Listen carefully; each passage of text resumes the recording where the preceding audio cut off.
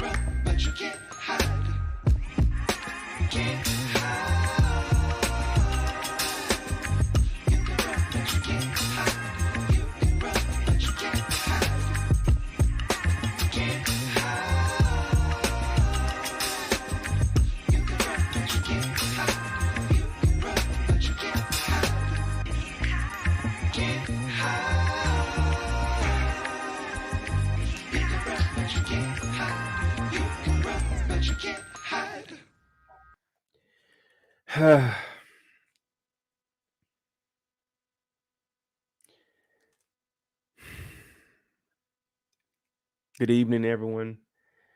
I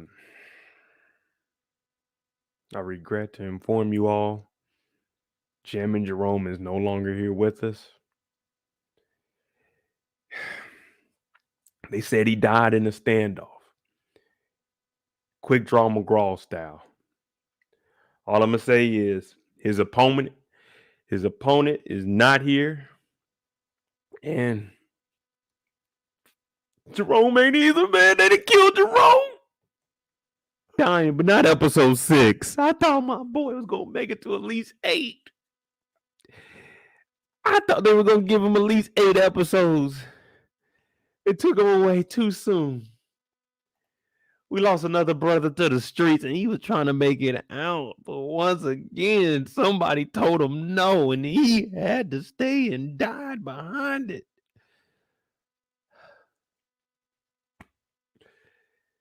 R.I.P. to Jerome. Everybody put R.I.P. Jerome in the chat, man. I'm Mo.J.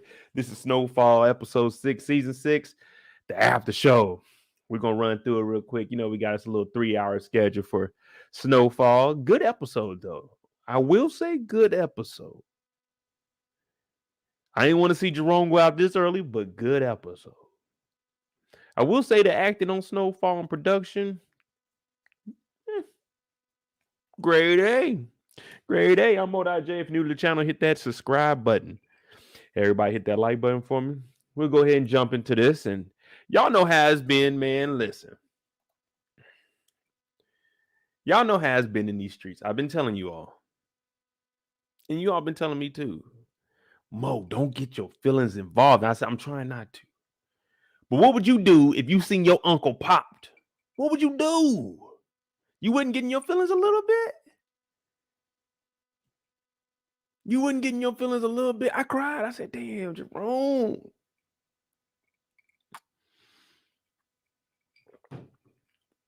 Damn, Jerome. There's only 3 movies I cried in my whole lifetime. And then there was this episode with Jerome died. That's how attached I was to him. The 3 movies that I ever cried to was 1, The Lion King. When Mufasa died, I cried. Damn. 2, when I thought Michael Jordan and the Looney Tunes weren't going to beat the Monstars, I cried. I said, damn, they about to take the Looney Tunes from us. I cried, y'all. Number 3 is my top maybe 1 or 2 movie of all time, Stand By Me. I don't know why I love that, but every time I watch that movie, I cry. Then I seen Jammin' Jerome. I'm like, yeah, he gonna make it out of here. Yeah, this is what we gonna do. Bop, bop. He killed Kane. I'm like, yeah, we did that. Now look at his chest. I say, he didn't come in with a white tee with a red sticker on it, did he? Oh, that's blood. Down goes Jerome. Down goes Jerome. You know, I've been watching this for the last 5 years, and it's like Jerome basically raised me, you know? When I was messing up at work or running around doing reckless stuff, I would just sit down and watch an episode of Snowfall and say, what would Uncle Jerome do? Uncle Jerome wanted to go legit. He had Jammin' Jerome's. Uncle Jerome just wanted to sell weed. Wasn't no one going to war over weed, but he got drugged into it by his wife and his nephew. Jammin' Jerome wanted to leave the game. He didn't even care about the money. He just said, what I got, I want to leave the game. Jammin' Jerome has always lived an honest life. He even sat down with his sister when he knew that his nephew was trying to get at him. R.I.P. to Uncle Jerome. We need to start putting you up there with the greats. Carl Winslow. Uncle Phil. Jammin' Jerome. Jammin' Jerome. You got to throw him in on that list. Now, let's go ahead and jump into this. Let's take it back. Way back. Because last week we were in Kansas City. And you know what Kansas City is. They call it Killer City. Now, I don't want nothing to do with none of that. I go home and I show some love, but I ain't trying to be in none of that, what they call Killer City. And you know it's on. Because who is Teddy calling? He said, hey, you got to get your ass up right now, baby. Get the kids, hit the heels.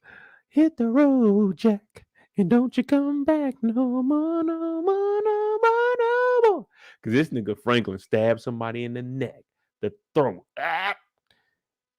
Caught the house on fire. Caught a flight to Flagstaff, Arizona, same night.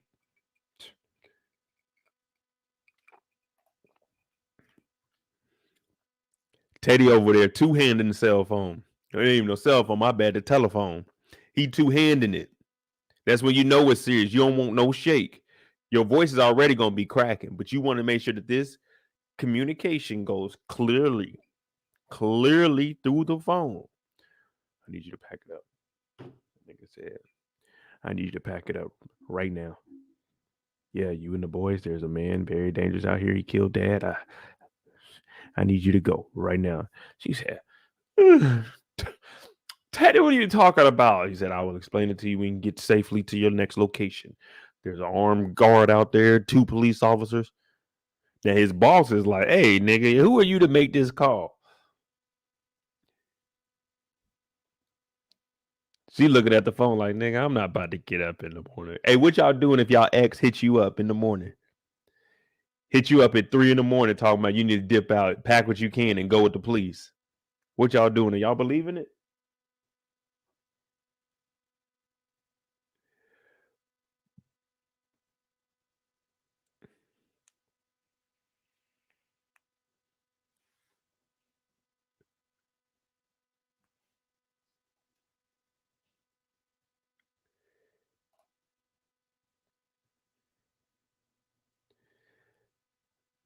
What up now?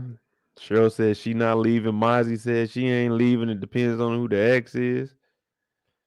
Man, if my ex hit me up talking about you gotta dip out now.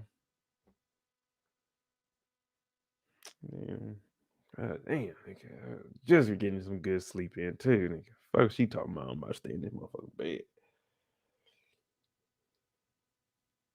bed. Shit.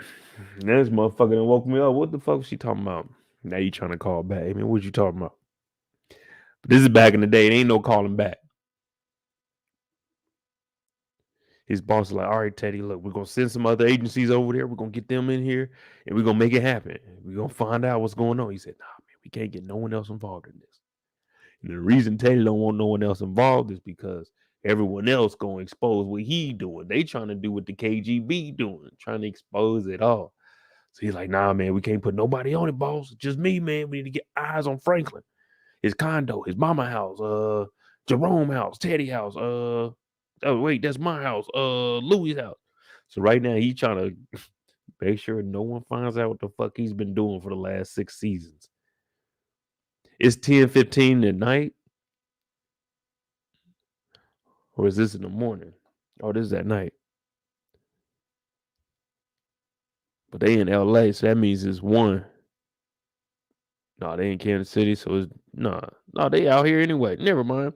Man, it's still early. What's she doing in the bed at 10:15?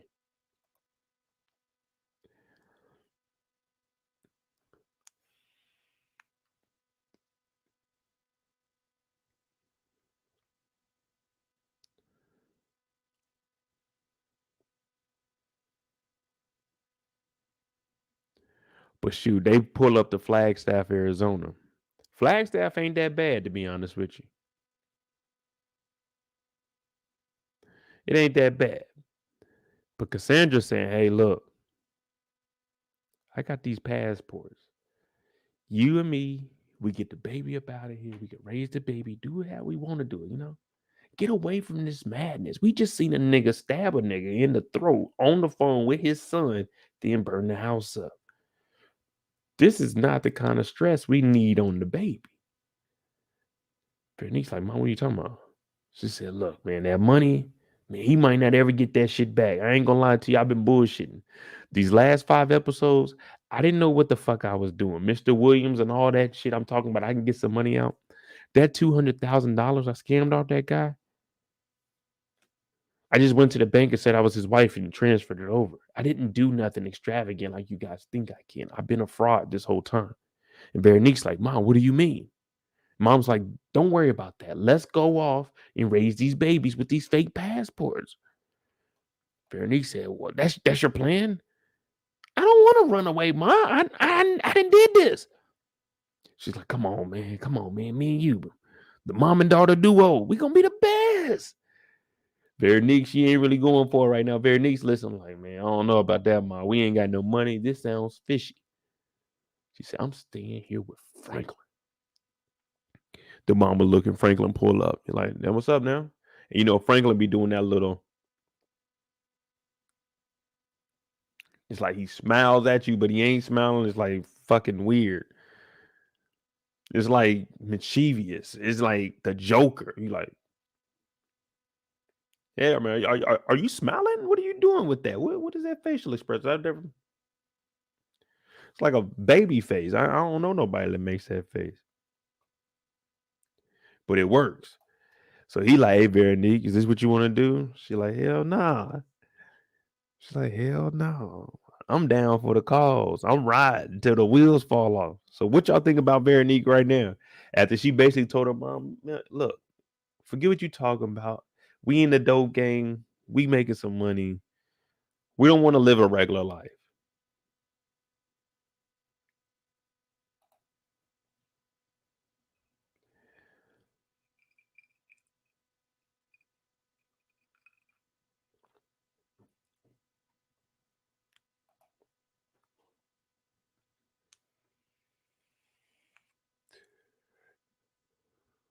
Cassandra thought they was about to dip the hell up out of here. I don't think Cassandra can really do what she said she can do.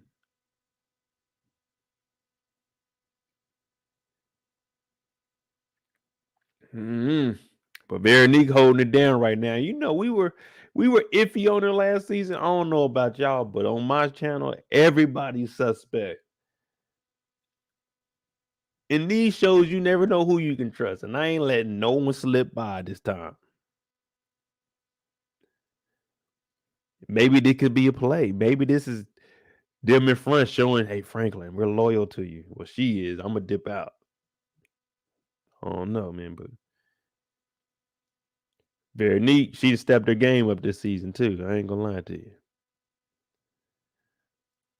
But Franklin's like, hey, man, me and Babe, we going to stay here, and we going to head on out tomorrow. You know what I mean? We leaving. We got to head back to L.A., but I got to really lay low because if I go in the city and they know that I'm in the city, man, Teddy going to be on my head.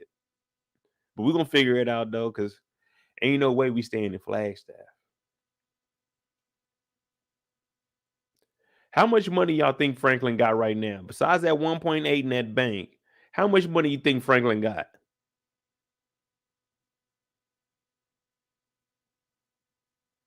Probably like 100,000 right now. Like he can get his hands on 100,000, maybe 2.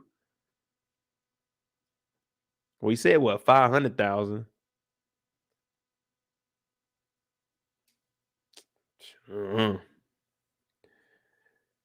But there's a lot of moving around, especially when you don't know where the end goal is. You know what I mean? When you go on a trip, you know, all right, I'm going home in 2 weeks. All right, bet I'll be back.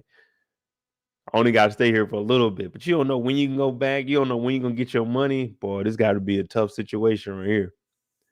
I feel like probably like when I was getting out the military and becoming a civilian again. Like that gray area in between. Like, damn, what the fuck? What am I supposed to do next?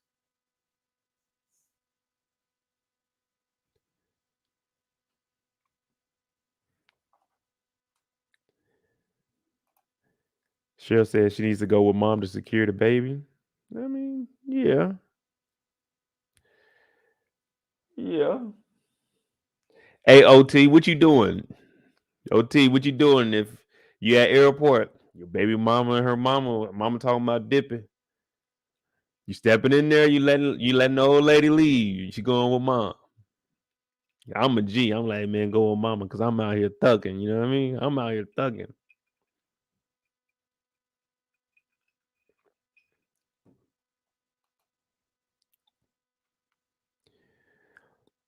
But Mr. A through Z, because he's working with every single agency that we know about. There was a point in this episode where he was getting cussed out by Tony. Tony was going off on him.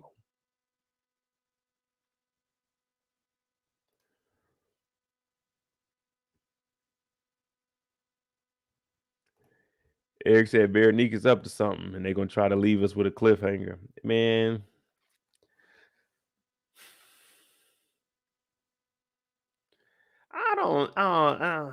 I just don't trust Veronique, man.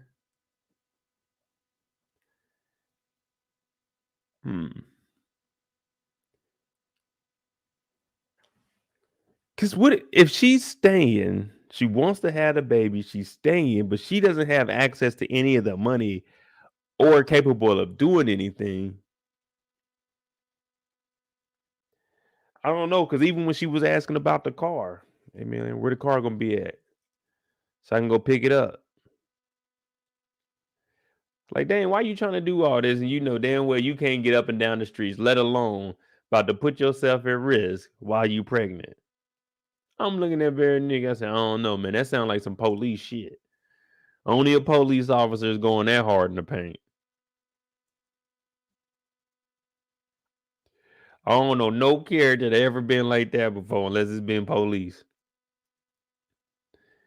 Every show we watch, we got one cop that works overtime, and that's what it seems like Veronique is doing right here, man. Is she police? The FBI? Yeah, this the FBI. What y'all think? Y'all still thinking she might be police? The FBI? The dude said they were in the bureau. We ain't seen that nigga since. He said, hey, man, the bureau, I'm going to let them know. You know what I'm saying? We can get some time knocked off. So who was it that a paid actor or something? A part-time scammer? You come up in the city. Hey, Mo, what's up now? Hey, we need you to come up here and be a scam driver. Oh, okay, bet. You know what I mean?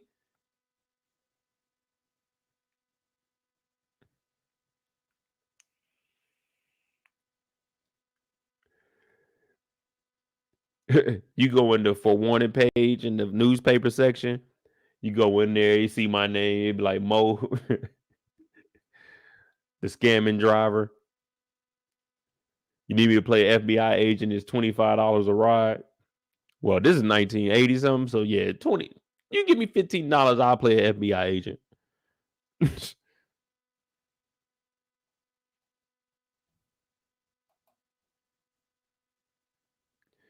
I'm not sure how long Veronique is alone, but we did verify, right? She did get the sonogram.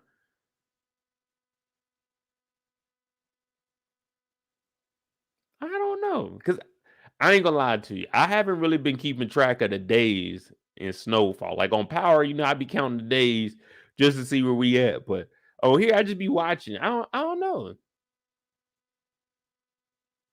Well, we know that is at least 3 months pregnant. She should be further along than that because it was 3 months that Leon was gone.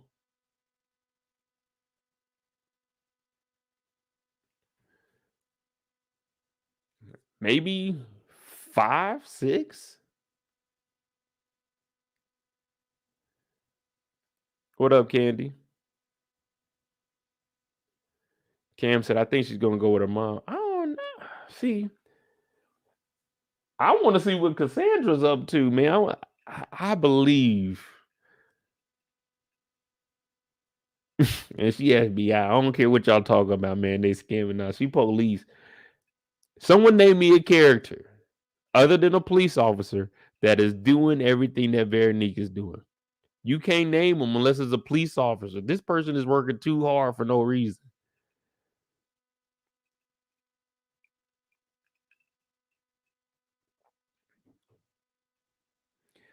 OT says she pregnant and she compromised. True. But man, this is the 80s, bro. That shit was a wild time, bro. That was a wild time. Hell, Teddy was undercover for the longest, and that motherfucker was killing people. He compromised too. He was selling dope on the side. He compromised too.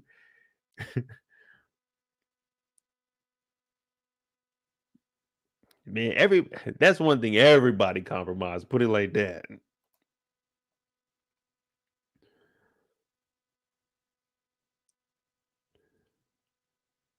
Now, Oso saying, look, man, this shit crazy. And when I tell you Oso spills the beans, Oso spills the beans. They in the house. The house is bugged up. That's why he been leaving. But he like, man, Franklin in Kansas City, he done killed a nigga. Teddy dad. It's about to get crazy out here. She's like, whoa, whoa, whoa, whoa, whoa. What the fuck you mean Franklin killed Teddy's dad? Oh my gosh. My man Oso couldn't wait to tell. He got in here, and first thing he said was, man, Franklin in Kansas City.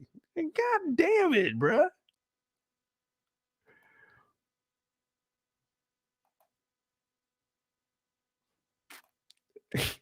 Hey, when she heard that shit, she mad as hell now because it ain't nothing you can do. It ain't nothing you can do at this point. You like, nigga, what? The fuck, man? Now she thinking I should have left. The whole time Oso's been telling her this. That's one thing about our boy Oso. He gonna tell you the truth. Now he might lie to you, but he gonna tell you the truth from some shit. But if he ever tells you to leave or to run, I'm gonna take his word for it. She like, nah, I ain't going nowhere. Yeah, well, I don't know if you heard or not, but in Kansas City, the 816, a nigga got stabbed and cut on fire. Talk about, oh, it's hot. Hey, oh well, fuck it. All I can think of doing right now is going over there and playing the piano.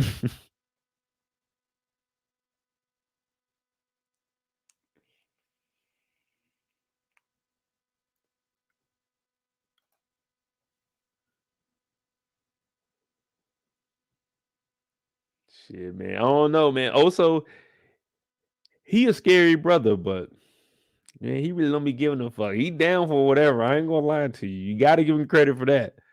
I always say he got drug into this game, but geez Louise, bro. Every day it's just rougher for him. Think about it. He's not doing anything. He got drug into this shit, and he's been trying to get his way out.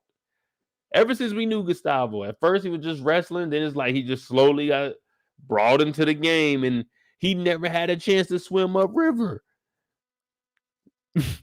He was always in the hole from the moment he got in. He was at the bottom, and he's like he worked his way up, and then in comes Teddy. Like, oh, what the hell? And forever then, he's just been in debt. That's how it is in real life, man.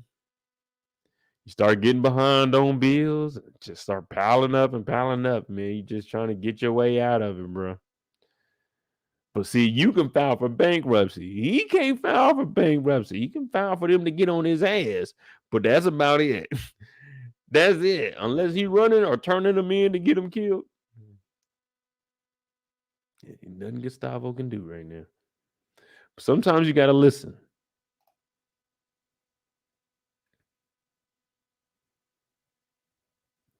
Now I'm looking at Jerome in them house. I'm like, hey, y'all living lavish to be at war. Y'all living lavish to be at war. I'm going to be honest with you. If I was security, I would tell them I don't want to be security in a suit, though. Not with the niggas we in war with. You know what I mean? I don't want to be in a suit. I can't roll on the ground. You know what I mean? Let me be in something relaxed. I'm about to take a bullet. I don't want to take a bullet in a suit. No. Put me in the casket, put me in a suit. I don't want to be in a suit when I'm taking bullets for y'all. She's like, where the hell is Jerome? I said, man, we don't know. He went and handled business. Also, they had the same outfit on for 6. Hey, yo, whoa. See, y'all don't know about the hustle. Why spend bread and just hustling what you hustling?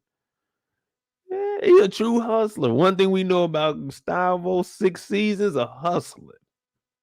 Can't stop the hustle. You can't knock a man for hustling. Hey, if we going in on this outfit, we can't do that, man. The man is hustling, man. He's trying to survive out here. Y'all can't go in on the outfit, man. That's my dog Gustavo, man. He different. Yeah, he went to Costa Rica and shot some niggas. Yeah, he did that. Okay. He hustling. He out here grinding. We out here hating. He out here grinding. 6 seasons, the hustle don't stop. See, that's the problem. Look where Gustavo's at in life and look where we at. That's hustle. We bullshitting. Man, I'm turning this live off. I'm going down to the corner. I'm about to see who working. And I'm about to work my way up to the top. Cause shit, they saying the hustle ain't real. So I'm about to go get in the game. Man. Forget it. They getting on Gustavo. 6 seasons of hustle. All right. Y'all got it. Y'all win, man. Fuck it, Gustavo. Hey, man, just give up, bro. Just give up, man. That grind that you got, man, we don't want to see it. We don't care about it, man. Man, Gustavo, go put a suit on or something. Look, this security got suits on. Go get it. Go get a suit, Gustavo. Shit.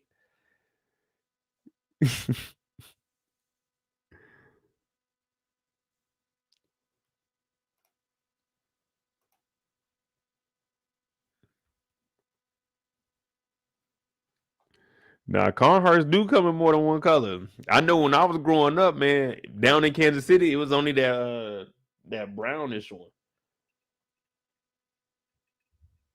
That's all we were getting down in Kansas City, but we only had like white stores, so we wasn't getting all the extra shit. You know what I mean? All the stuff that they don't want you to know about. We wasn't getting that in our stores.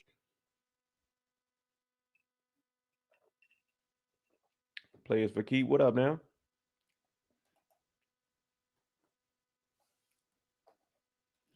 Now Jerome, he ain't at the house. They talk about, hey man, Jerome is doing business. Last we seen, man, this nigga Jerome down the street with Mo, nigga. What up, Unc? What up? He done brought the bottle over, nigga. We going shot for shot, pow, pow, pow. We like, damn, nigga. I'm like, Unc, let me get another bottle. He like, I got one in the trunk, nephew. So he dip up out. I'm like, hey, you cool on? He talking about, yeah. Whole time he had a whole Hennessy bottle in his hand talking about, yeah, but you know, shit, I was lit too. So I looked at it like, shit, Unc got it. He driving to the crib. We got the security in here. They just chilling too.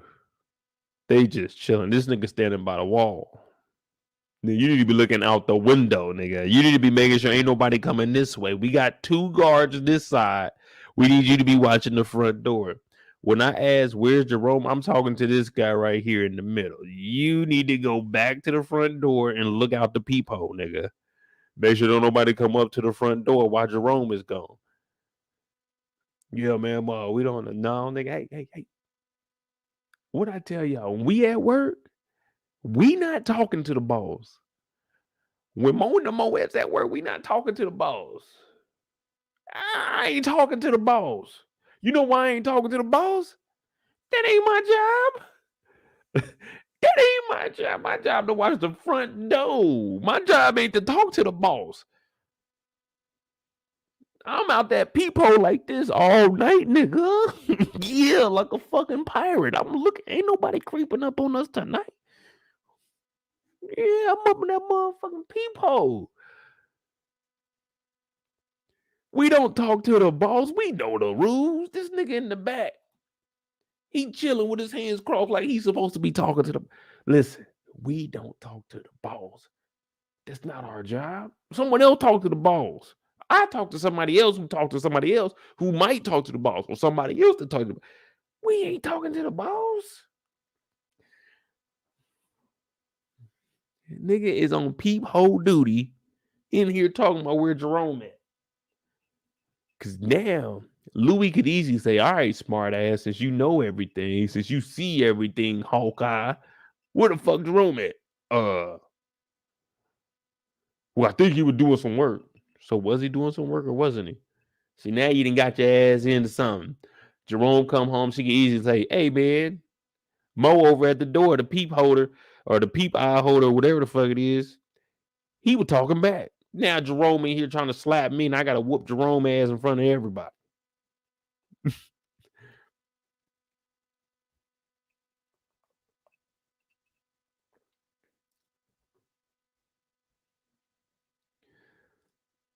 Yeah, you know, people on duty. He in the look, he ain't got no gun or nothing. So all he doing up there at the peephole, he looking through the peephole, talking about, hey, who out there? So whenever he sees somebody, he got to open the door and look behind to talk about, hey, who's out there? Like, nigga, get your ass back in the house, nigga. The mailman come up during the day. He's like, hey, get away from the door. Like, nigga, back up, nigga. Fucking Hawkeye at the front door.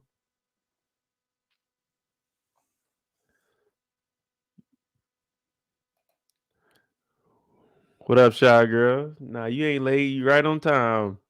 You right on time. Right now, we talking about these employees talking to the boss. They ain't supposed to be talking to the damn boss. Get to the door, peephole duty.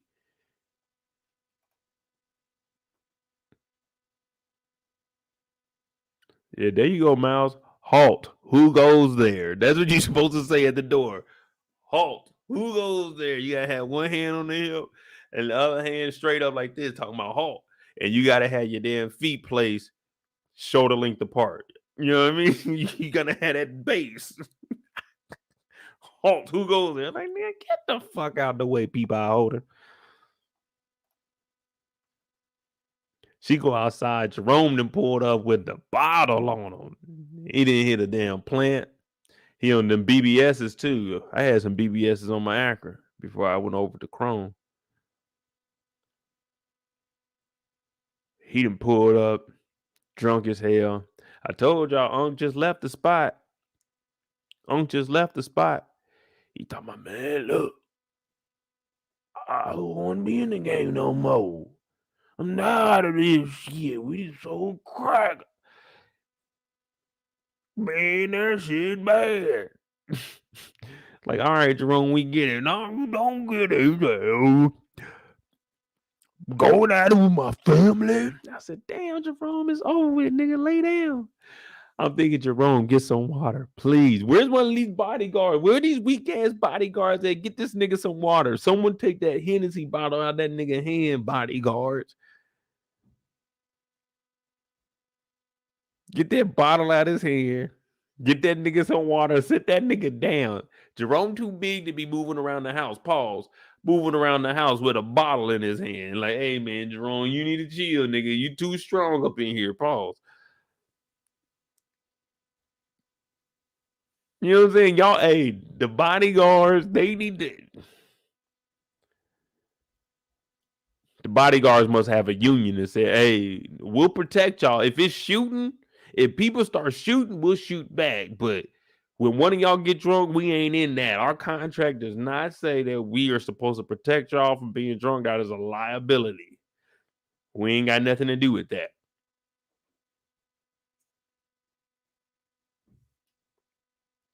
Now, man, you start drinking that Henny at the right time of day. Like, think about it. On a Saturday afternoon, you done woke up about 10 a.m.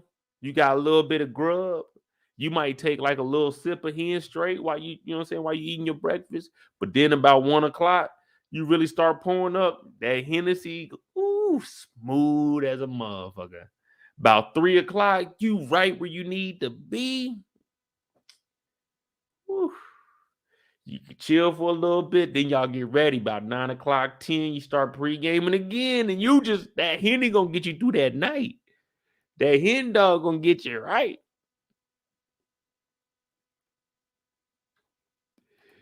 How you feeling like Jerome? Feeling like you want to leave. Jerome said, I'm going to Kingston. Oh, he probably going down there with my dog Ziggy. Oh, nigga, we about to be living it up. Jamming Jerome. Mo. Ziggy. Oh, wait. Jamaica sounds nice. He said, hey, I'm tired of it. Louie said, what do you mean you're tired of it? He said, man, I want to go. I want to go. And guess what? Y'all remember, he was feeling salty. He was feeling salty when Leon came back from Africa. He always wanted to do some traveling. He seen how Leon changed and what Leon was talking, and now he's realizing all of it. That shit finally hit him. It hit him like, nigga, what are we doing? What are we doing? See, y'all think he acting weird. No. Life just hit him in the face. It just took that Henny to bring it out. That hen dog will give you the truth. That hen dog will make you realize that some of the shit you're doing in life is wrong. That hen dog gonna make you look at your mistakes and turn those into positives later on. That hen dog is gonna make you hit that like button in here. That hen dog gonna make you hit that subscribe button if you ain't here. That hen dog gonna make you support the channel if you ain't here. That hen dog gonna make you send $1,000 on that Cash App, MOEDOTJ. But hey, that's that hen dog for you. Y'all talking about the hen dog. See, there's no wrong time to drink that hen dog. Man. There was a moment, I ain't gonna lie. There was a moment where I had switched over and I was just on clear for like 2 summers. I think like back when probably like the 2014 to maybe 17, I was on clear a lot. But I was at a lot of beaches. So you know, it's like, man, that hen dog on the beach, it'll make you sleep. See, that's where we start switching things up. That hen dog on that beach, make you sleep. Yeah. That sun, that heat, it get on your ass, that hen dog, it start to weigh you down. It's like you walking in quicksand. That hen dog on the beach hit different. That's why I switched over to the clear for a while. And that's when, I got, hey, I got that little Ciroc commercial. Hey. Yeah. But there's never a wrong time for that hen dog. Shit, we might be on hen dog for the first reaction tonight. Y'all want hen dog for the first reaction? I just stay on the vodka. I'm on some clear tonight. You know what I mean?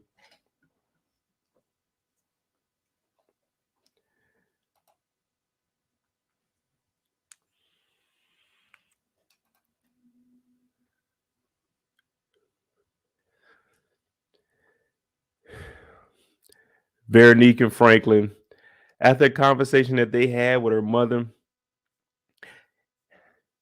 let me tell you something.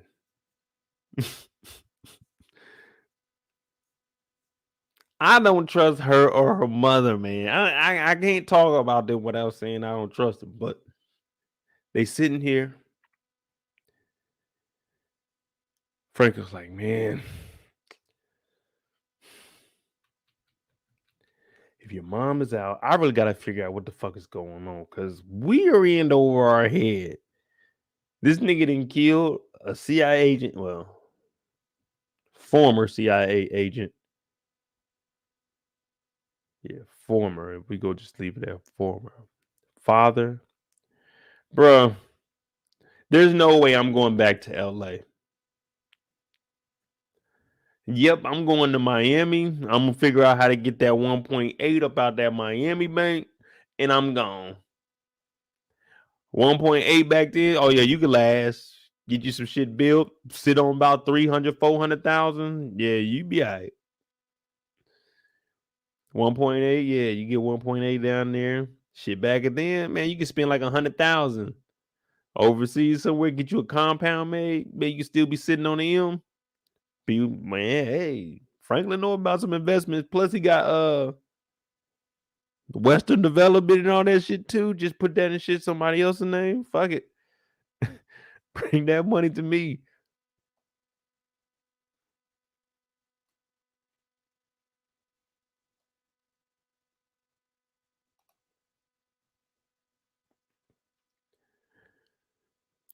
Now they go to the projects. Ain't no better place than the projects. So, all right, look.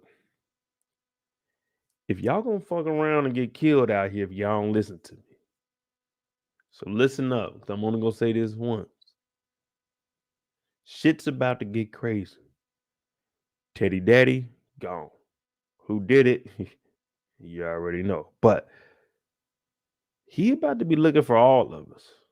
And he ain't gonna stop looking until he gets to me.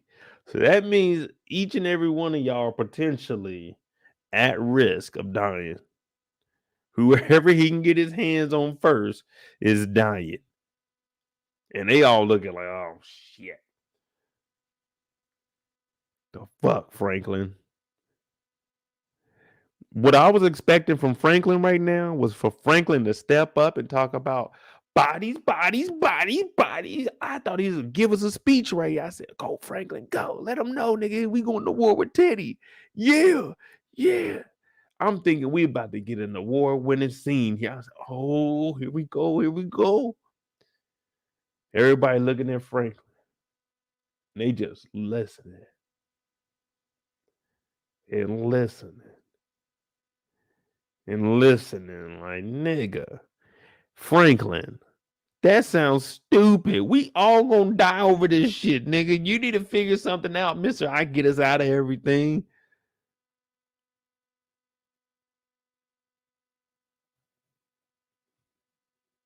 So, all right, I'm about to go. Come on, mama. Mama said, nigga, I'm not about to be on the run, sleeping on cots, ducking the law. Leon said, man, she can stay here in the projects. She said, yeah, I'm trying to stay in the projects. He said, Teddy will come for you. And they like, man, I'll take my chances over here in the projects with Teddy coming at us. Then fucking running around the city sleeping on cots. Man, what y'all doing? Y'all staying in the projects or y'all going with Frank?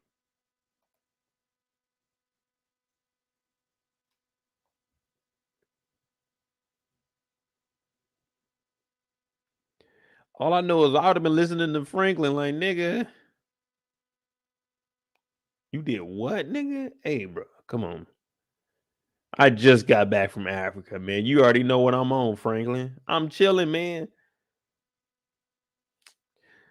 You got to look at your boy now. You got to look at your boy like, nigga, what? Whoa. You killed who? White boy Teddy. Teddy McDonald? Nigga with the big Mexican dude Oso? You killed why the fuck would you kill his dad, Franklin?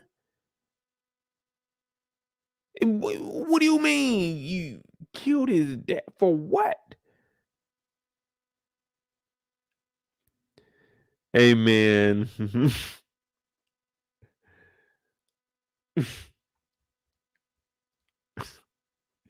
I ain't never turned my back on Franklin, but dog, nigga, you just took it too far. You just took it too far. I could take the dope charges, but come on, bro. Come on, brother. I can do the dope charges, man. I can do those, man. I can do those. But that body, unless they bring me in first and I tell on Teddy. That's always a thought out there. Whoever's first gets the deal.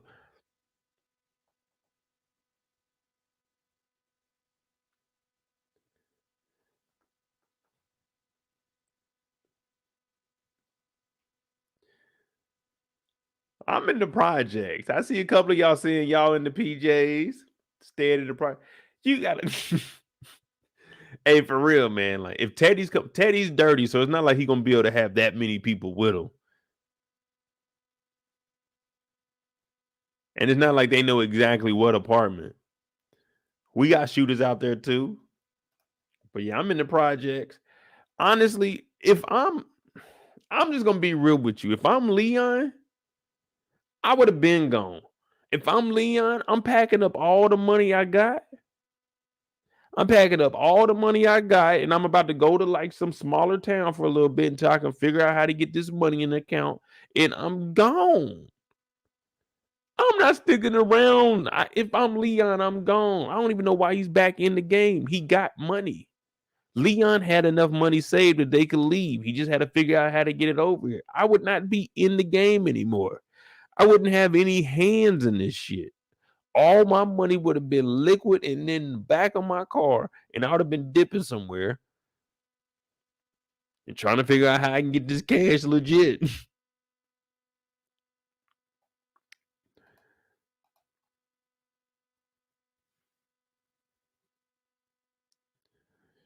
But hey, man, fuck it. I don't think Leon's gonna make it out this season, y'all. I don't think it's gonna be a fairy tale ending for our boy. It may seem like he wants change, but they not gonna give him change, man. He gonna die in this shit, man. Like Lieutenant Dane said, this is destiny. His great grandfather died in the war. His granddad died in this war. His father died in the war. Lieutenant Dane was destined to die in the war. Leon wants to get out, but man, we watching it. We watching it unfold. And this is gonna make Leon change up after seeing Jerome. He gonna really be trying to dip out like the next episode or two. He got to. After Jerome just had that drunken night, man, that hen dog will tell you the truth. I told you. It's the same thing Leon's feeling right now. Like, nigga, this is a lot of shit going on since I've been back from Africa. I didn't deal with none of this shit for 3 months. And now I'm back in all this shit.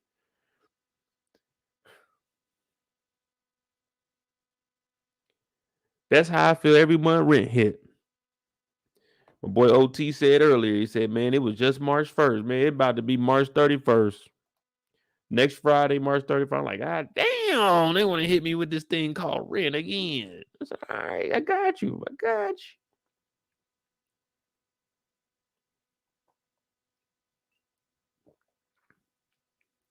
But hey, man, hopefully Leon gets the hell up out of here, man. I want him gone, but I don't think they're gonna let my boy leave the city, man. Somebody gonna have to get back with him. And I wonder who takes over Kane's crew now, too. But we'll get there.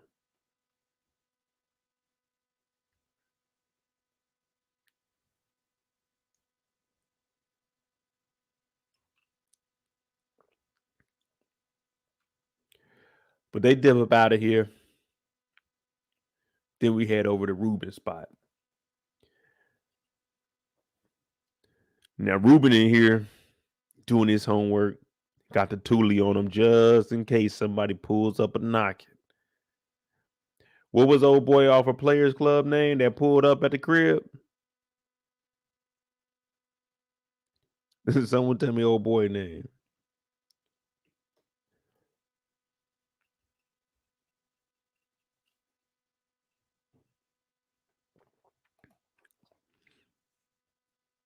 He hear a knock at the door. And of course, it's Teddy.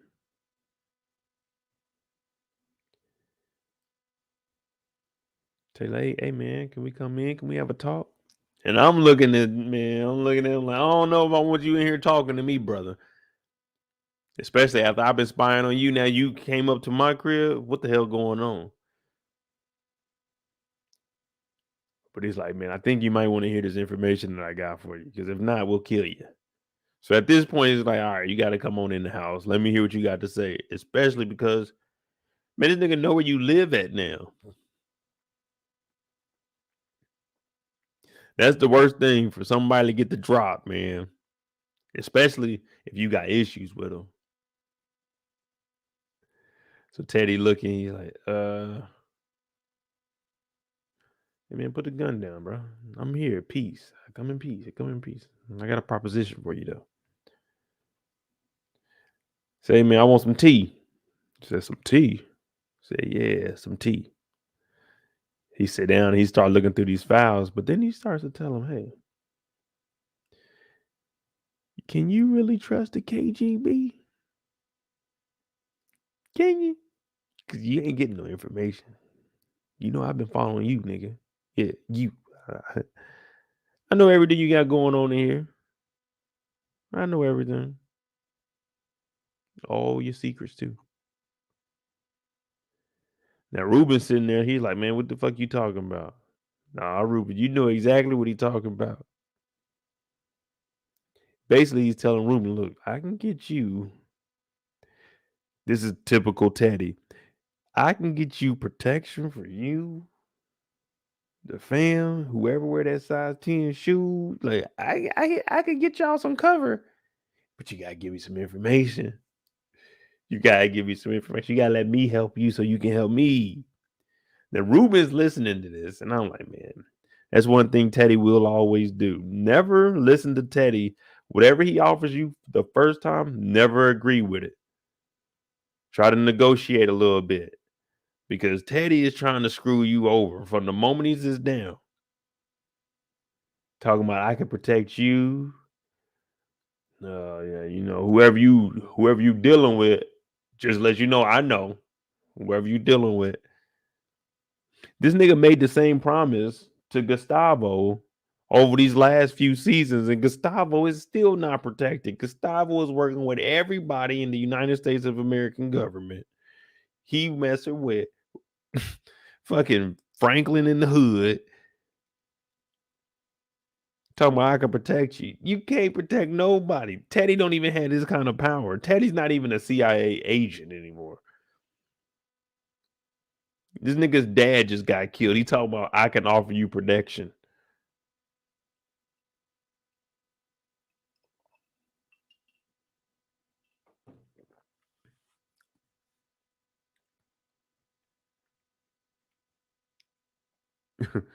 So Ruben is listening. Teddy said, "Hey man, you need to take this deal.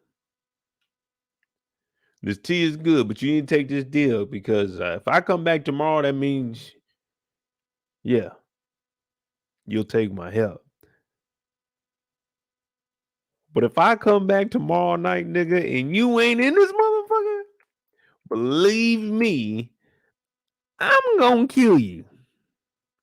I'm gonna shoot you myself." That's what Teddy told him.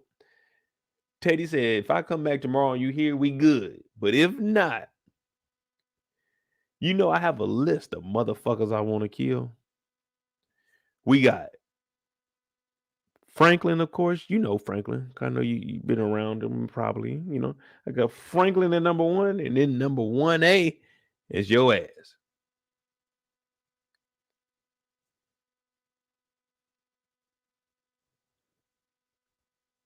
Like, damn, Frank.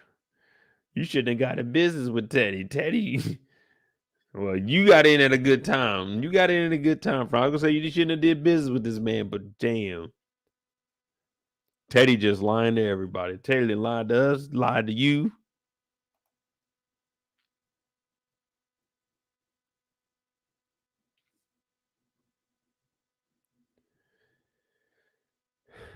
The next morning, my dog, Jerome,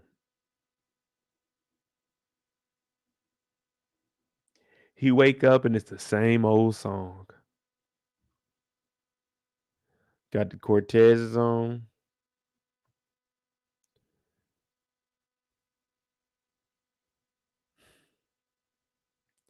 Every time I see him on screen, man, I just tear up, bro.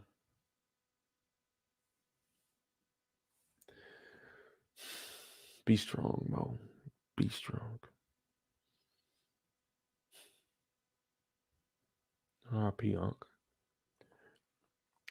She's like, listen, I'm not sure who I am right now. He said, man, I just want to get my money. I want to go. Just be done with it all, man. I'm tired of it. It don't make no sense. It ain't going to be right. She's saying, yeah, but... And you can tell that power has been going to her head.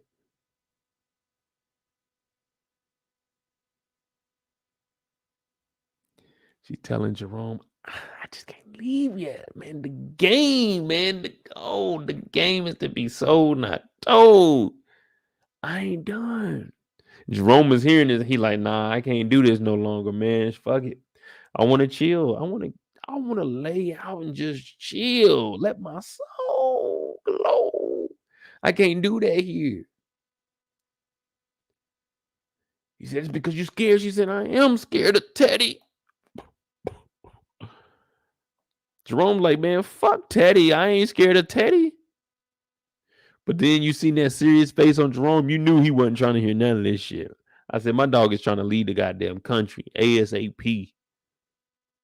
And I don't blame him, man. Man, we would have been leaving today.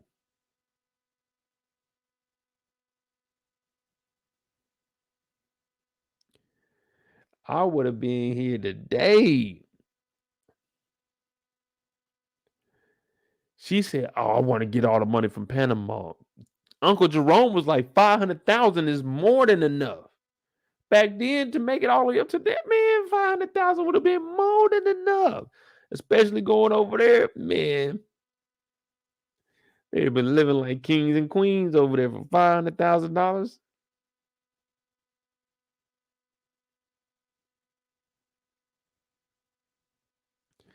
Well, y'all didn't did it. Now we got to look up. Now we got to look up the currency converter. We got to see how much 500,000 was back in the day.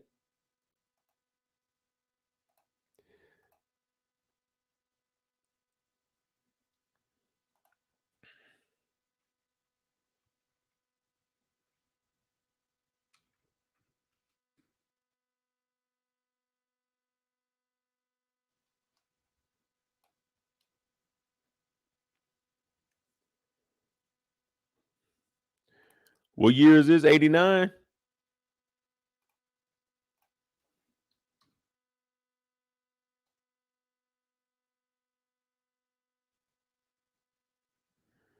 So it'd been $1.2 million.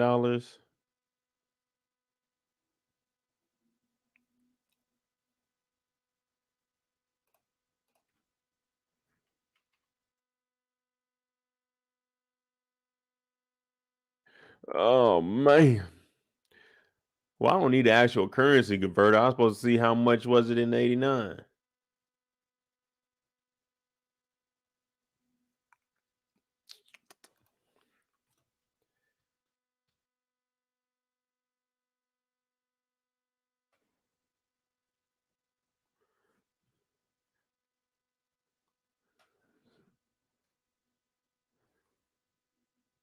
So if we do 500.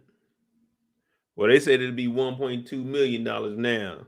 So if we were to do $1.2 million right now, one, two, one, two.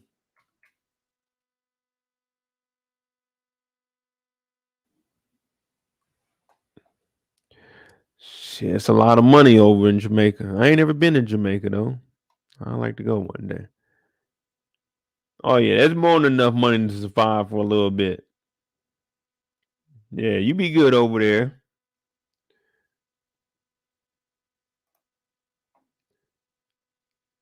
Oh yeah, you'd have definitely back in the day, man. Shit, $500,000. I don't even know what the currency was back then. I'm with Jerome, man. I'm dipping. I'm gone. I'm taking my money. The money in Panama. Hey, when you get the money in Panama Bay, meet me down there.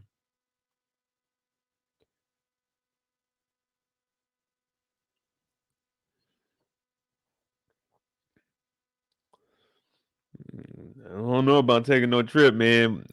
I ain't no passport, bro, man. I just use my passport, bro. But I tell you one thing, I'd be the fuck up out of LA. As soon as I heard it was a war and shit going down, nigga, please. I got a couple of let's just say he got a meal stashed away. I mean, they did get 5 mil stole. Well, they got 3 something stole. But that was the money in the stash. That wasn't like they personal money. That was just the money for the re-up.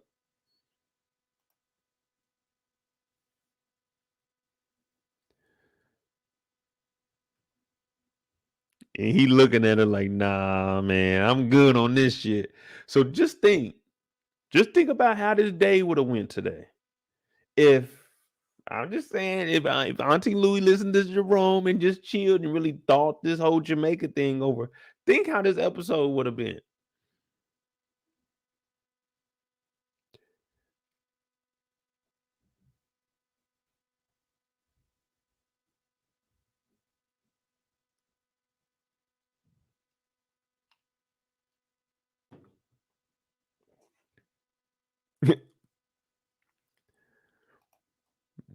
Nah, man, I give you some trips. I tell you some trips to go on, bro. I got you.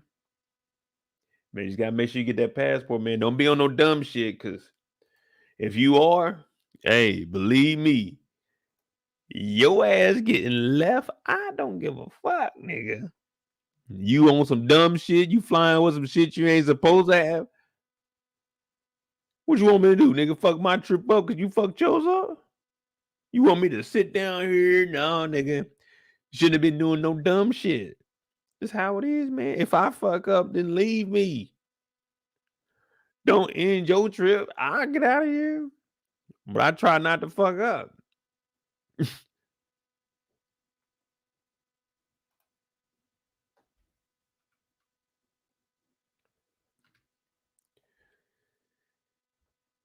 We got the nasty nurse over here. She back in the picture. Teddy on the bed because he going through it, man. His dad died. His dad died. They said they burned the house up too, y'all. Did y'all hear the news report? They burned the house up too.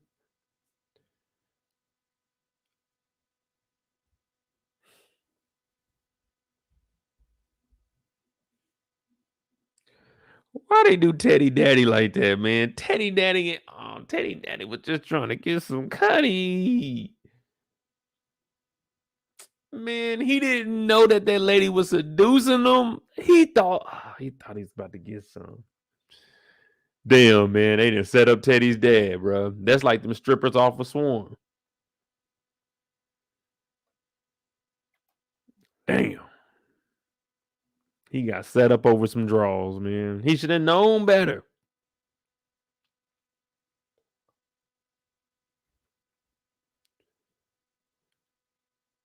Teddy, like, this shit getting crazy. We gotta fucking figure something out. And all she heard was, damn, Teddy finally stood up for himself. That's the sexiest thing ever. This nigga Teddy is like, nah, man, we need to get fucking focused. You need to get the fuck up out of here. If you ain't for real right now, you need to get the fuck up out of here. She's like, that's the sexiest thing I ever heard. I'm looking at both of them because I just came in because I'm like, hey, Teddy, you good? You coming into work today? Oh, shit. I ain't know y'all was in here talking. My bad. My bad. Like, is she crying on the bed? She teared up. This is the most sexiest thing she ever heard. She tearing up. Teddy looking like, man, this shit kind of weird. And then she holds her hand out. Teddy ain't shaved in a month.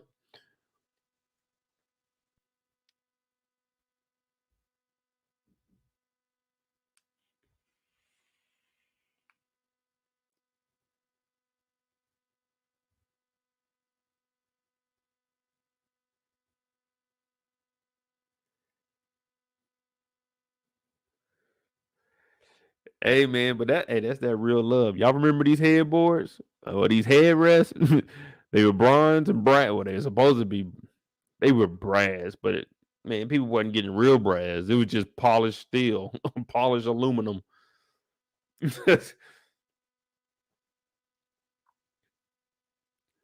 Boy, these beds right here, they used to get the rocking though. But if you knew you had the real one. If it was solid, yeah, if it was solid, it wasn't doing that much moving, you were good. But you had that hollow one. You didn't have the real deal one. You ain't had a real brass.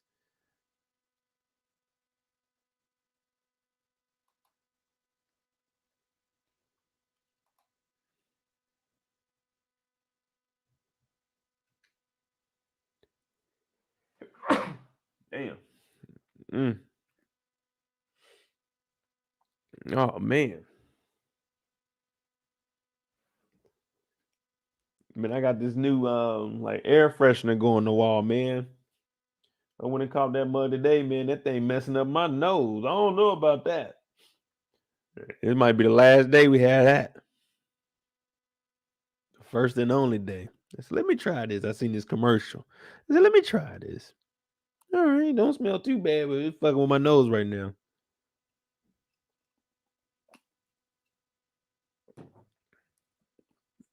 Thank you, Cam. Hey, thank y'all. Kendall, how I know what? Man, I don't even know what I was talking about. I ain't gonna lie to you. What were we just talking about? Oh, we was talking about Teddy over here not shaving. Yeah, I don't even know why they showed us that scene. I was watching that and I said, what's the point of this? Who does she work with? Who is she involved with? Why is she acting? I thought she was a nurse. Who is she with? Why is she talking to Teddy like that? She wants Teddy to trust her.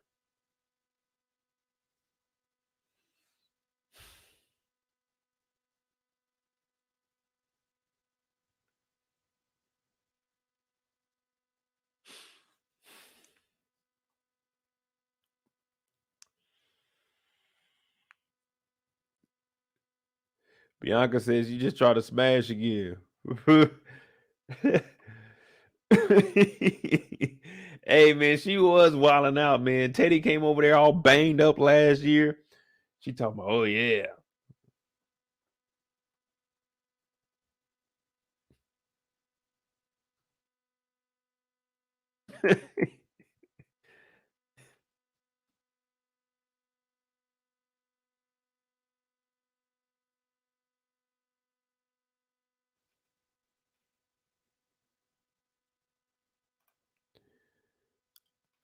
Hey, how was that John Wick, man? I seen Rain said he went and watched it.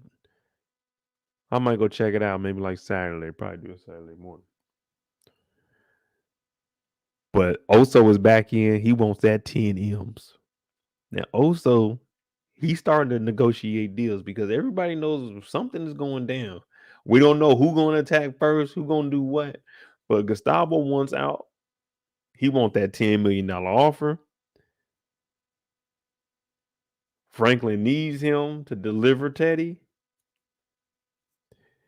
Gustavo said, dog, you got to give me that 10, bro. If you're going to give me that 10, I need half right now. Franklin said, man, I can't give you the 10 right now. I give you the 10 after I get Teddy. He's like, what I can do, I can give you $1 million. You take this number. You tell them, there's a nigga named Mo. Tell Mo, he say, hey, Mo. I'm like, what up? Franklin sent me. All right, come through. You know what I mean? I can get you the passport. You need 4. All right, I can get you that.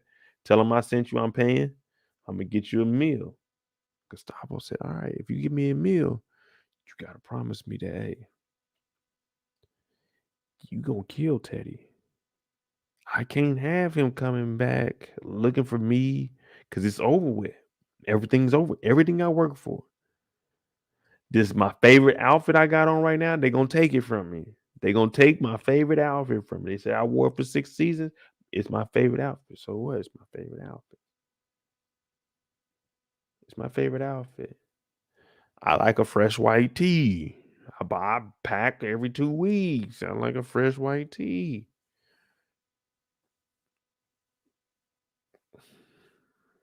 Can it not be my favorite outfit? But Gustavo said, dog, make me this promise. You will fucking kill Teddy. Franklin said, man, this is the only promise I'm going to make you today. I'm going to kill that nigga Teddy. You better believe I'm going to kill him. Gustavo was like, nigga, I sure hope so, because, nigga, I'm tired of running. And I need that M. I know in Gustavo's head, as soon as I heard an M, when do you need this nigga Teddy?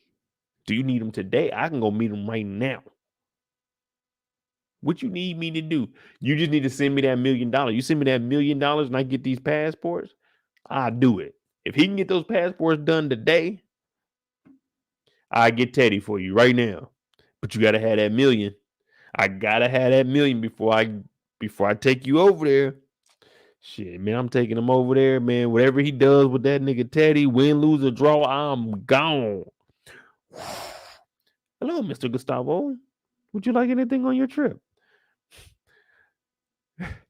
When you're in first class, you don't worry about things like that. Let me go ahead and buy a bottle of that rosé. You know what I mean? I'm up there balling with that M. I'm gone.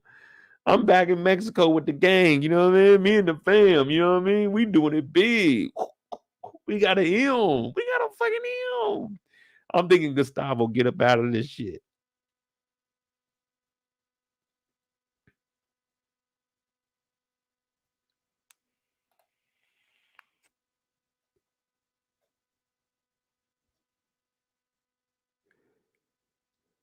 Hey, do y'all think that there's any way Gustavo can get out of this alive?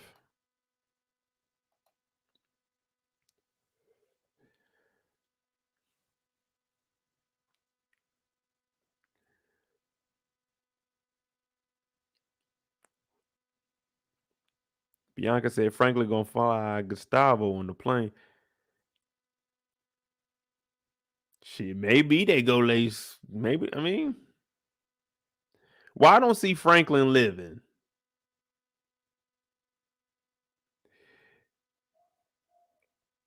AOT, that's kind of how I'm feeling. I like Gustavo's character. I can see him being one of the last people alive because remember, he knows more than everybody. He knows more than everybody because he's working with everybody. He's always, think about it. Gustavo was always one step ahead.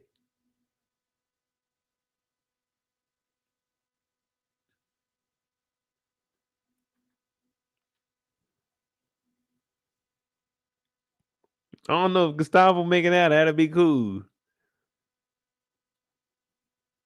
If Gustavo make it out, man.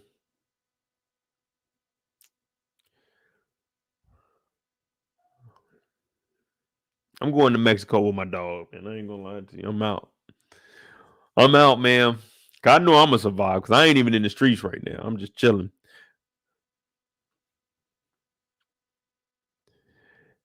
Now, y'all remember me and Eric were out here a couple weeks ago. I think he told on me. I think he told Jerome that we was out here bullshitting. I can't remember. You know what I'm saying? It's too long ago to recall.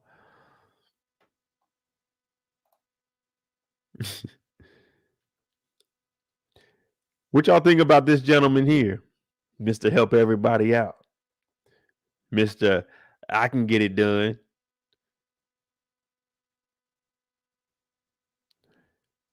Now, my dog is intellectual. He in here reading the book. They on a stakeout waiting for Louie. Been here for the last couple of days. That's why you see all the food wrappers up in the damn dashboard. They just sit up here. And no one on the grounds is like, hey, man, what are y'all doing out here, man? Y'all niggas don't ride horses. Get out of here.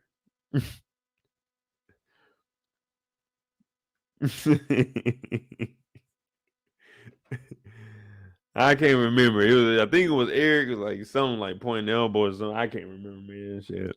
Long time ago. I don't know. I know he didn't tell on me because I ain't getting in trouble for it, but I'm just saying I can't remember the whole story correctly. Shoot, let me stop drinking. So they sitting up here, and while the argument's going on at home, Jerome pulling up late on that hen dog straight. Our boy gets out the Monte Carlo. And who shows up today? Knowing we're at war, she told security, stay back. Security, don't even bother, man. Me and the horse, we about to ride around this thing a couple times, get a couple of laps in. We about to do our thing. Now, what did I tell y'all earlier? You don't want to be security in a suit. You got to be able to move freely. You can't roll in those suits. You got that button up on. You might rip a button. You got to go back to work. You're going to be unbuttoned. You're going to be like half down like this. You all sweaty and shit. You in this suit. No, I got to come with some regular clothes, boss. Some regular clothes. Think about it. If some niggas came out here shooting, just think about it, guys. If somebody came out here shooting, I need to be able to run, like jump on the horse with you and ride off, like duck and protect you. You know, I got to be able to move. I ain't gonna have no traction on my feet in this damn dirt with these damn shoes on. Now, I'm just gonna be honest with you, boss. I ain't gonna be able to maneuver. I'm gonna be sliding around in this motherfucker like I'm trying to steal third. You know what I mean? Yeah, come on now. I can't shoot over my shoulder when I'm in a suit. My jacket won't let my look. This is normal. This is how it goes. I'm gonna shoot myself because I got the damn guy. I can't shoot over. Like, come on, man. I got this big ass suit on. This is the 80s. These ain't fitted suits. These are Steve Harvey suits. These shits is not maneuverable. Aerodynamic. No.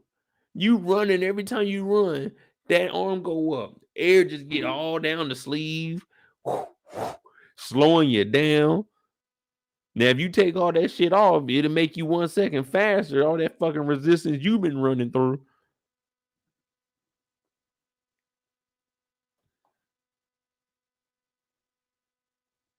Yeah, you know it, John Wick. He got a shooting suit.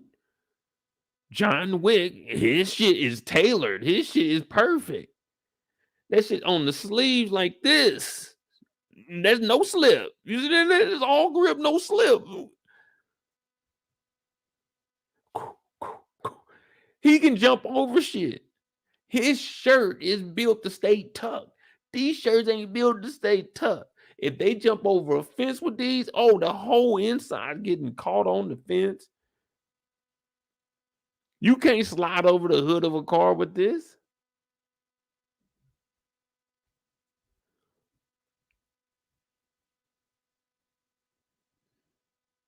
Man, y'all think I'm playing? Hey, brothers, next time you put a suit on, see how agile you are in that motherfucker. See if you can do a flip in that suit.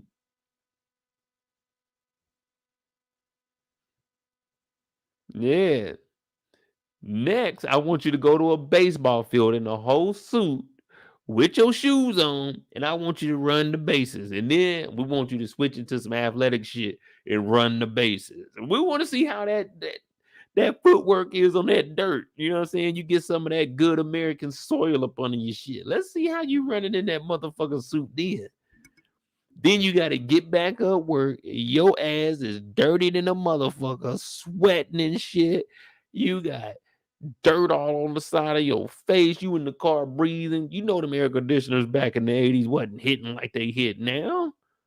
Hell no, they hit like a month. Them motherfuckers is cold nowadays. Back then, that shit might be cool, but it's probably not gonna be. Now you in here with this big ass suit. You done got all cut up and shit. It's rocks in your pants. It's rocks in your shoes.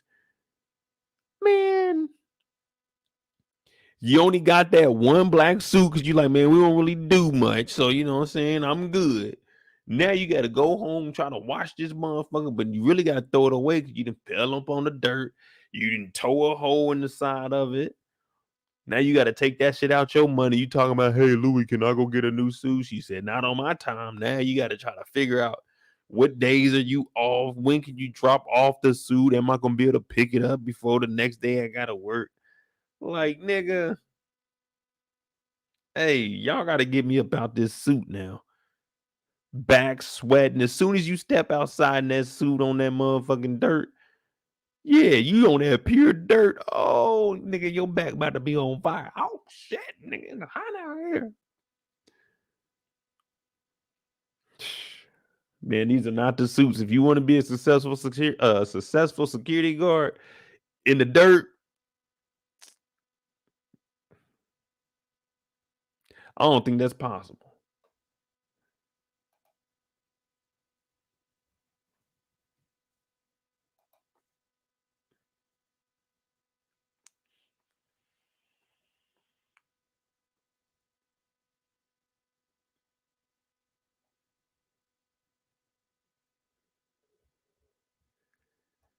I'm just saying, them motherfucking suits used to be big. Man, I got a picture of me and my brother in the suit when we were little.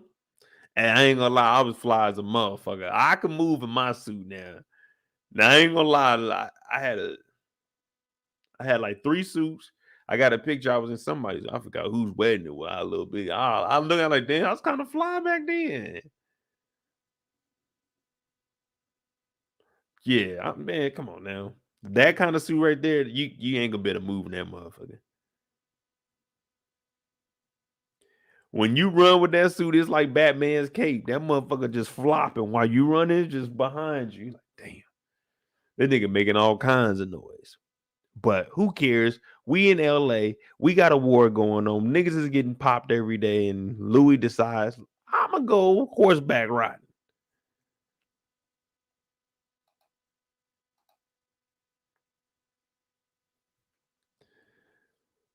She go horseback riding. Niggas get to shooting. She went horseback riding, and niggas got to shooting. We like, what the fuck going on? You know, I just work here. I was in the back. I had that bale of hay. You know what I'm saying? I got the hay. I'm tossing the hay. Oh, McDonald had a farm. I'm over here getting it. You know what I'm doing. I'm off the back of the truck. I'm trying to feed the block. Then all I hear is some gunshots. Pow, pow, choo. I'm like, who the fuck is shooting a fucking revolver? I look over and I see Louie because I used to always look at Louie and be like, man, that's an attractive woman on that nag up there. But, you know what I'm saying? I'm just a worker, so I never approached her. Plus, she always had these security guards around and had the big ass goofy suits. But she fall off the horse and I look and then I realize, oh, this is for real. Niggas is shooting. So I jump behind the truck and right now I'm on the side of the truck looking over the top like this. And I'm watching everything go down. I'm about to tell y'all what I seen. She fall down on the ground. She rolling over. Oh, shit, that was a motherfucking hard fall. She reaching for her waist. Why? Because she usually keep that thing on her waist. You usually keep that thing right here. Right here so you can... You see that? She thought she had it there, but it ain't there. When you riding that horse, yeah, you don't want that motherfucker, pow, you know what I'm saying? We keep it right here on the hip. Not on the outside like we supposed to, right there on the inside. So when we pull that motherfucker, shoot us in our thigh. Pow! You see what I'm saying? That's what we keep it. But she had to take that off because she be horseback riding, and that wouldn't be comfortable. That motherfucker gonna go off. So she hit the ground. Mo, help! I'm behind the truck. I duck my head. I'm like, I don't want nobody to know I'm out this motherfucker. They get to shooting at me. So I'm hiding behind the truck. But now I'm looking at the bottom of the truck. So then I'm looking at her now, and I'm at a different angle. She done rolled over. She got up, and I'm like, damn, it's 2 dead security guards. Damn, they done got them niggas. They done killed these 2 security guards and drugged these niggas to each other. One of them was over here, got shot. They drugged the nigga over there. And then they still had time to chase her down. Eric had 2 bodies. Back out. Louie finally gets up. Now I'm up under the truck. I'm rolled up under the truck, but I'm kind of leaning back in the shadow spot. So you can't see my body up under there. You know what I'm talking about? You know, you in the shadow. I'm in the shadow like this, but I'm looking because I got my face on the ground. So like one eye is open because I don't want the dust to get in this eye. So I'm looking up on the truck. And I'm like, oh shit, they done killed 2 security guards. They about to kill this motherfucker too. She look good as hell, but she about to die. So I'm like this. Let me cover my eyes up because I don't want to see nobody get shot. So I'm looking like this. And then I see they didn't pull these guns out on her. I said, oh, it's over with. And all I seen was him say, hey, slowly, hands up. And I'm so scared. I'm back there. I'm talking about, you know what I'm saying? I don't know why people got to cover their mouth up. They about to cry or something. Like you can't stop yourself from making a noise. Like, nigga, please. So I'm over there. I'm like, damn, they about to kill this motherfucker. I ain't gonna lie to you. I knew she had to be in some shit. Wasn't no way she was coming up here in the Ford and ride a goddamn horse every single week. Man, you gotta have some bread up here. Now I ain't never mentioned and heard any mention of like no job or anything she had. I always knew she was up to no good. But it's like, all right, take it nice and slow. I seen that too. I said, man, if I was her, I would have ducked, tried to hit the gun with my head because I got this helmet on and just wish for the best.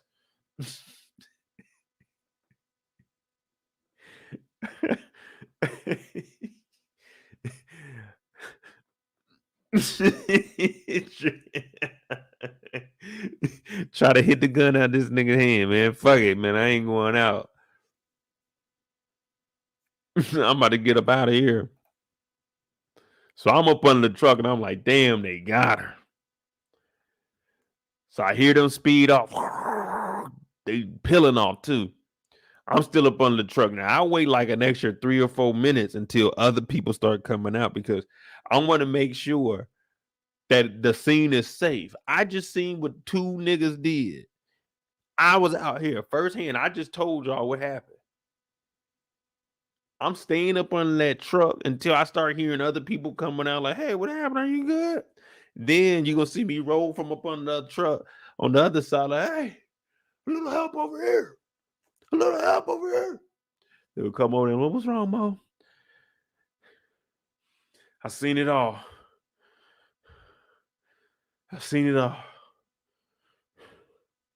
Mo, what happened out there?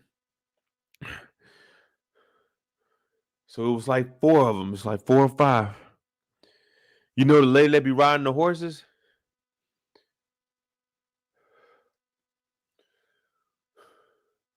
Well, her people, they got into it with them and they seen me out and they looked and they came over. They shot those 2 and then they came over to me and they started attacking me. I'm talking about they was stomping me, hitting me. They had me on the ground, but I got up. I was fighting back. Back. But then I told you those 2 did that, but it was like 4 more they came and they jumped on me. And out of those 4, I'm tired as hell. They was on me though. I was fighting back as best as I could. I got hit. Oh yeah. Hold on. You see, that's why like you see my neck. It's like they got on my neck. They got on me, but I fought them off, and then I started choking one. I had him. I told everybody, stay back, I'll break his neck, man. I'll do it, man. And I was scared at this point, but I would do it, man. It was just me versus 5, 6. I can't remember, man. I almost had a concussion. But I told them I let them go. They did, and I rode up on the truck, and they drove off. I tried to save her, man. I couldn't get to her.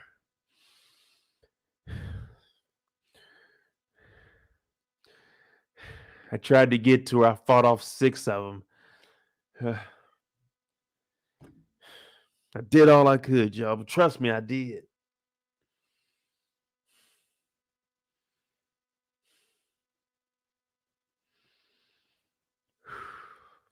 Now that's gonna be my story. I tell them I fought off all of them. I tried to save her. Y'all heard what I told y'all. I told y'all what happened. That's exactly what I told y'all what happened. I fought off 6 of them. I tried to save her, man. The 2 security guards thought they were gonna help. I'm thinking 2 versus 6. You know what I'm saying? If y'all 2 did y'all job, then we be good. But 3 versus 6, if y'all would have just helped out, but they got knocked off and it was just me, man. I fought them off as much as I could. I couldn't save her. I'm sorry. I tried. I tried to help. They jumped me. Can you really blame me? They jumped me. I wasn't even in the beef. Shit. Boy, you better know how to flip that story. Fuck that. No, I wasn't inside. Man. I ain't had nothing to do with this nigga. I was at work. I had the hay. I was getting the hay off the truck. Remember, I was taking the hay off the truck. I told y'all what I was doing. I just worked there. I told you I never approached her because she was, you know what I'm saying, one of the clients. I said she was attractive. I ain't know nothing. I don't know nothing. All I know is I heard her call my name and then them niggas got acting crazy. I went behind that truck. But my story is I fought 6 of them. Yep, 1, 2, 3, 4, 5, 6. I fought all 6 of them by myself. I was hitting them up off me. Pop, pop, pop. Just like y'all need to hit that like button for me. Hit that subscribe button if you're new. I'm Moni. We about halfway through the episode, man. I like Snowfall. I ain't gonna lie. I've been neglecting it a little bit, but they did a good job with this episode. Very good job with this episode.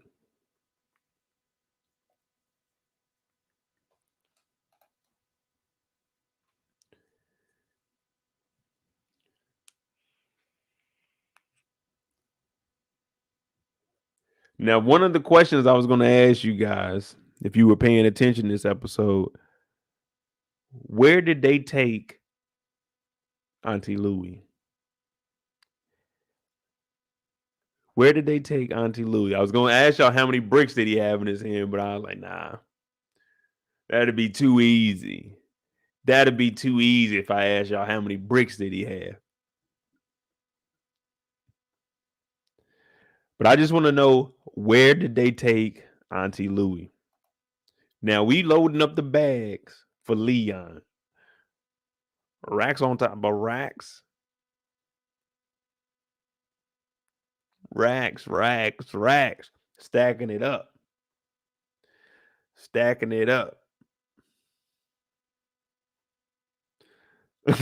OT said the pool hall. Hey, my dog's worst shooting pool in that motherfucker. I'm like, I'm like, okay, nigga, this is my type of party. I said, this is my type of party until I seen them drag Auntie Louie, and I said, whoa. I ain't come here for all of this. I came here to shoot some pool, drink some drink, nigga, talk some bricks, nigga. Whoa, what is this? I'm out. Yeah, I ain't staying around for this shit. I'm down to do some illegal shit, but this too far. This ain't nothing I'm doing. This is wrong, nigga.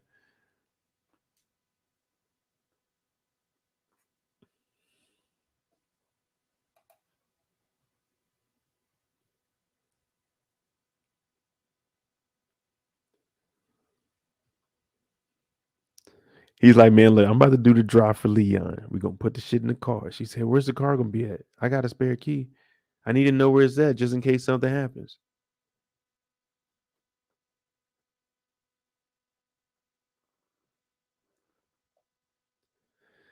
Yeah, it did look. It looked like it was a little bit of everything. Like Ray's Boom Boom Room on one side, K9's Casino Hut on the other side. It looked like a little bit of everything. You know what I mean? Jim and Jerome's on the front.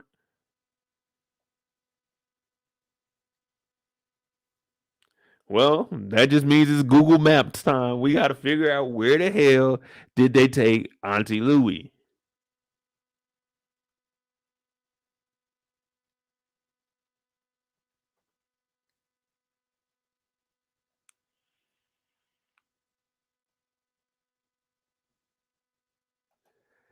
Exactly, OT. Everything she's asking is police question. Where the bricks gonna be? Let me know. Like, you're pregnant. You're not about to be going out there. You just said that you want to make sure that the baby is brought into this world, but now you want to go out there and go to drops just in case something happens. When have you ever known where anything was just in case something happens?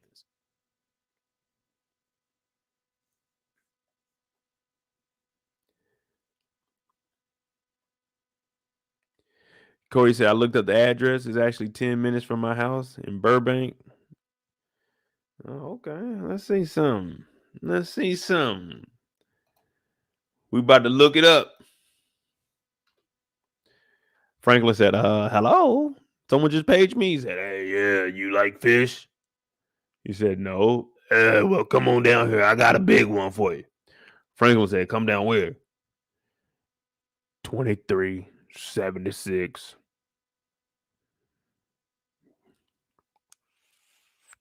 Figure the rest out, Franklin.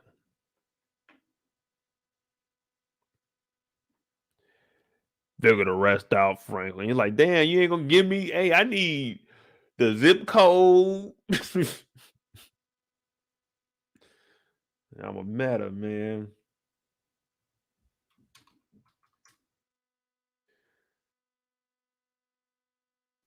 She says it's a real place. We about to see. 2376.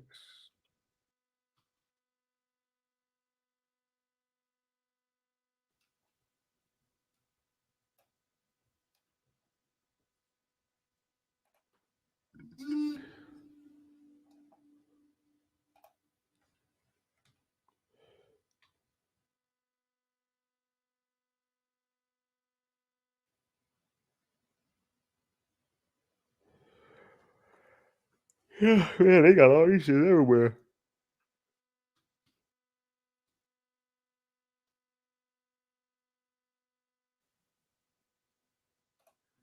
Is it this one? Oh, it might be this one. All right, here we go.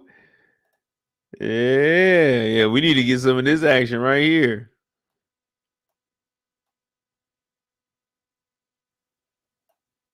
So they saying that this is the stove? Damn, man, tell the son to get the fuck up out the way. We trying to see the stove. Oh man, this ain't even the right address, man. We're 2326.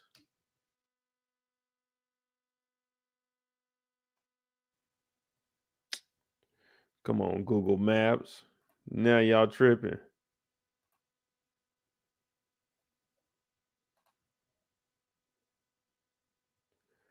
It don't look like don't look like I can find the location, man. This shit tripping. Of course, that's literally probably where they filmed it. But I don't even know what's going on with Google Maps. But this might be it though. Let me. Oh shit! Here go the fence right here. Hey, Jam and Jerome, right? Okay, is this where they was at? Let's see if we can get in front of here.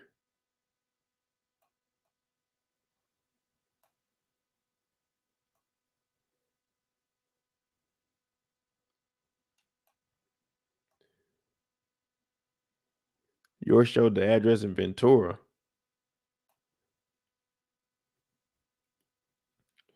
Hey man, what address are y'all trying to give me? I ain't about to be looking up some bullshit now. You got me looking up some shit.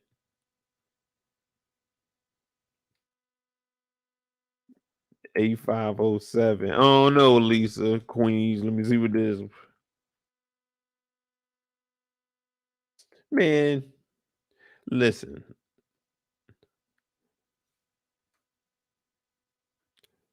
20. Damn, hold on, y'all. Damn.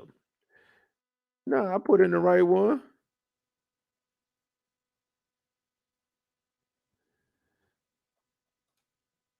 Yeah, look. 2376.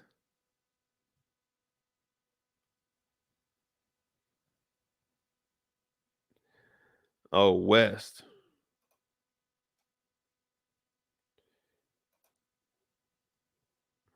Oh yeah, we always use Google Maps. We gotta know where we at, man, so we can find our own interest in this motherfucker.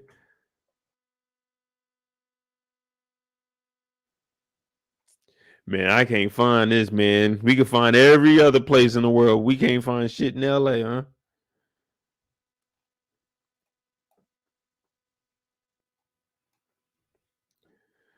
It said try East Compton. No, I don't think they out in no Compton. Hey man, I don't know, man. I can't find it, man. That means they very discreet. That's how you supposed to be. If I can't find it, then shit. Can't nobody find it.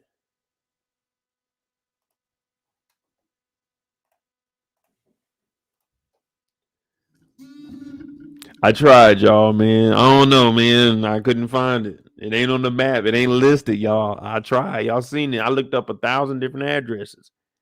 I was trying. I tried my best, man. I was like, man, look, I'm gonna do this one more time for them. You know what I'm saying? Just one more, and then it just kept, you know what I'm saying, kept going on and on. I just couldn't find it. I'm sorry. But to answer the question, no, I don't like fish. Not like that. No. Say, hey man, come over here, man. I got something to show you. Now, right when he said that, I'm thinking, man, what the fuck has he done now?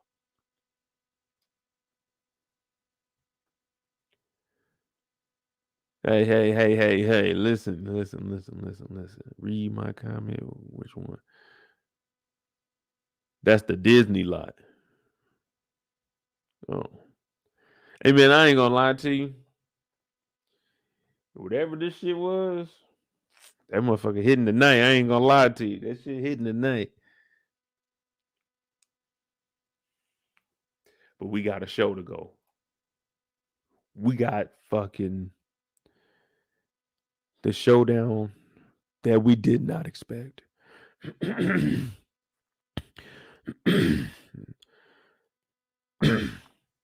It's just tough talking about Jerome, man.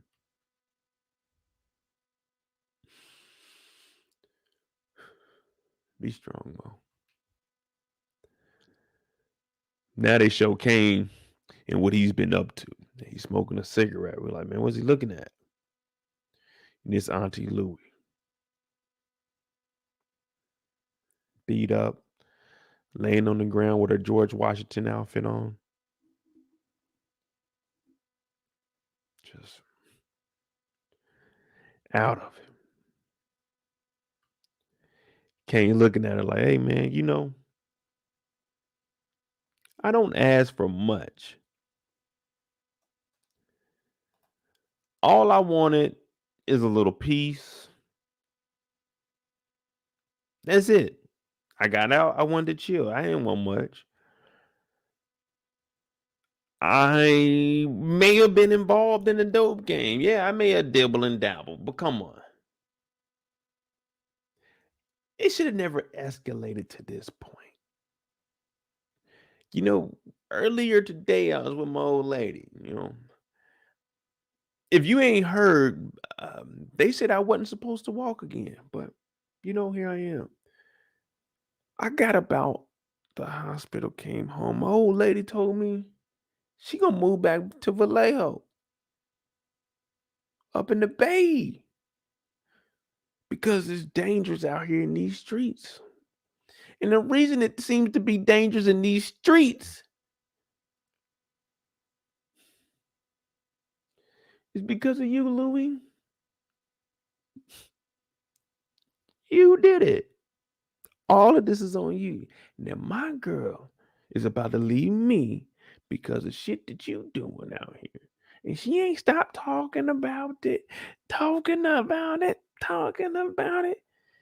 And here you are in front of me, still fucking up my day. Now Auntie Louie's on the ground. She hurt. She hurt. They didn't kidnap her. They threw her in the trunk. You had to throw her in the trunk. Well, I don't know. I'm just saying. She seemed like she gonna fight, so they probably threw her in the trunk on the way over there. And I'm sure they didn't have her tied up in the back seat. So we're gonna say she was in the trunk. Now she here. And he talking about it. All I wanted was some peace, and y'all niggas shot me. What did I do to deserve to get shot by a dirty cop?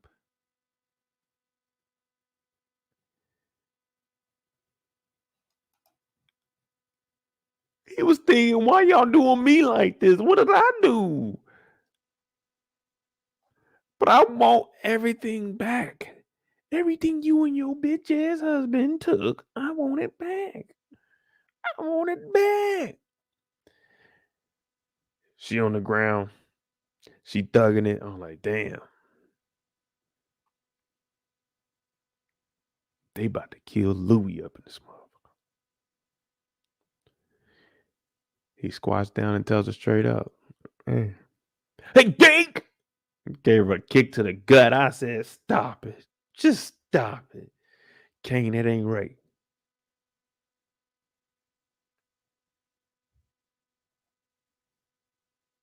And Kane just walks the fuck up out of here talking about, you know what? All right. She threw up. Now she's sitting down here. Bloody. And all of this because that power that went to her head. Well, the big fisherman, a.k.a. Bubble Gump, pulls up. Say, hey, man, you can't come up in here with that thing up on you. Franklin said, man, I got my gun on me and I ain't giving it up to nobody, man. Kane called me over here. So if you got a problem with it, take it up with him. And what do we know on this channel, y'all? Y'all know what we do on this channel? We don't talk to the boss. I'm not going in there. Hey, boss, Franklin said he ain't taking his gun off. I don't talk to the boss. I'm talking to my supervisor. Hey, go see if Franklin can come in here with a gun. Go ask boss. I'm not talking to the boss. I don't talk to the boss. I don't get paid to talk to the boss. You see what I'm saying? That's why sometimes it's good not to talk to the boss.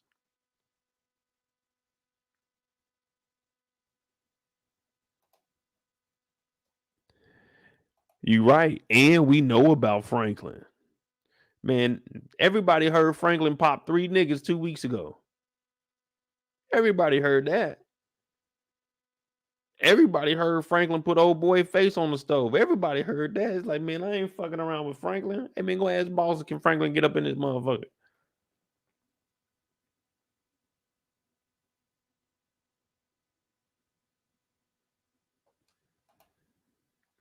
Man, I'm just trying to tell y'all. When you at work, be careful when you talking to the boss. You gonna get your ass in trouble. You would have went in there and said, hey, boss, hey, can Franklin come in here with his gun on him? Slap, nigga, about to slap the hell out of you. Like, nigga, oh my God.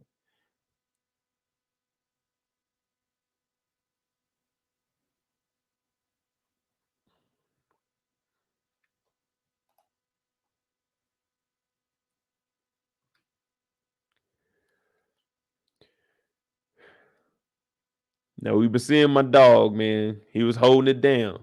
He was holding it down. He was up there. He did what he had to do, man. He did what he had to do. A little kidnapping. And now he holding it down, man. I mean, it's the dope game. And it's just a little crazy. But Franklin comes through and he sees Auntie Louie in there. But he don't say nothing. He just comes up and watches. And then she's looking at him and she feels a type of way. She feels some type of way, man. Because she been trying to get Franklin knocked off. She went behind Franklin back after Franklin said, don't do it. If you'd have just listened, we would have still been on the same team. You'd have been working up under me. We wouldn't even have these problems. But you had that junkie, Redbone. Wasn't that name? Redbone, y'all bone, what name is? Yeah, you had that dirty cop. See, that's on you, Auntie Louie. She's sitting there, she tied up. And then Kane just goes on some tangent about how he was a cowboy when he was younger. Did y'all know that Kane was a cowboy? Like a rhinestone cowboy. Yeah. The definition of hustler. He was out there wrestling steer. Did y'all know that? Did y'all know our boy was out there? He said, growing up, I used to always think, yeah,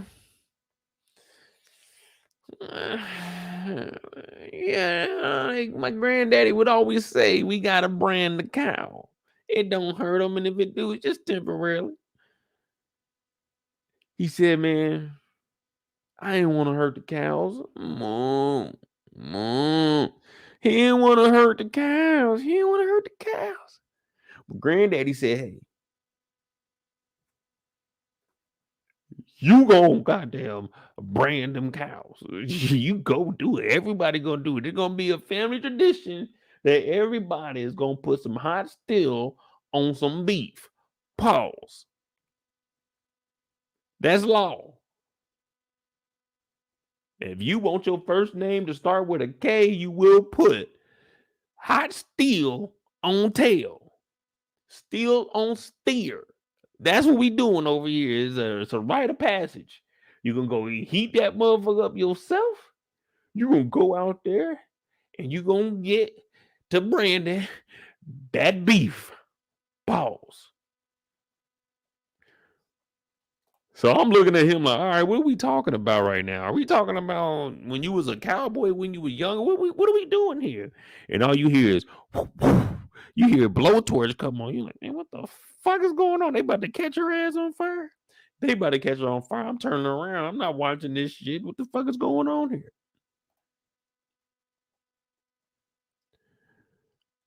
She looking over at that fire. Now, you know she's scared. You know she's scared.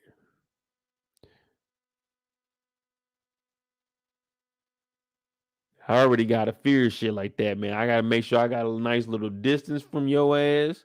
Some shit might go wrong. You done fail and that fucking fire and hit towards me. Yeah, you know she nervous because you don't know what they about to do. A nigga turns a flamethrower on and you're tied up. Well, not a flamethrower, but a torch.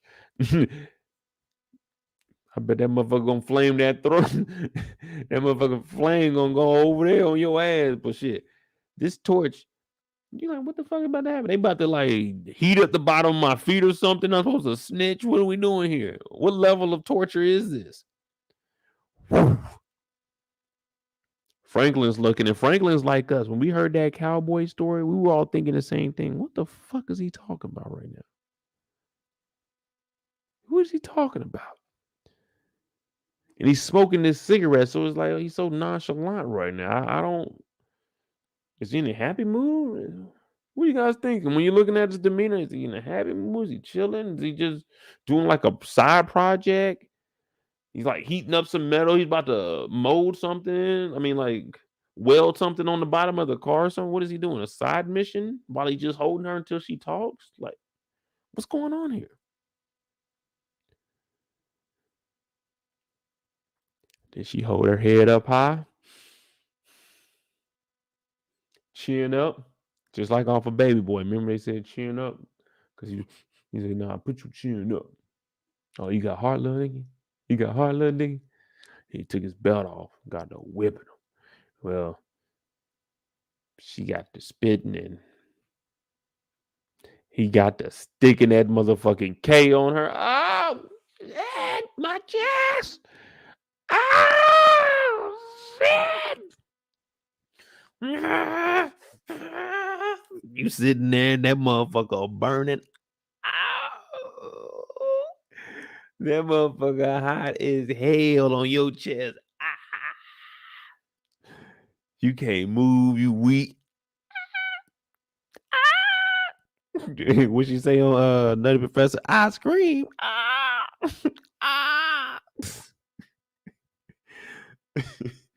This motherfucker in here toasty.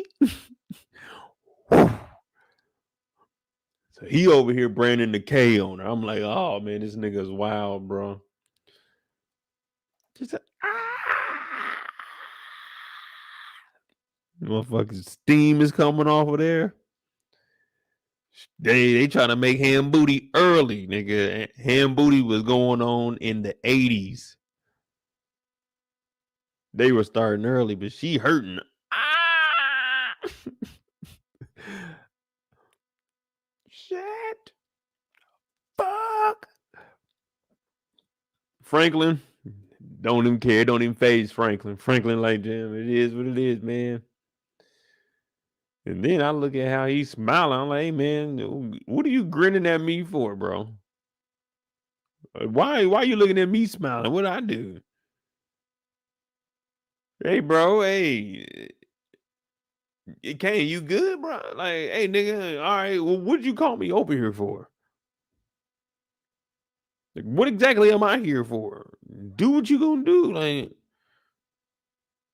Kane looking at him, Franklin looking at him. Like, I don't know about this dude Kane, man. I gotta watch him now. I don't really think this is a partnership anymore. I think he in full control. At least that's what he think he is.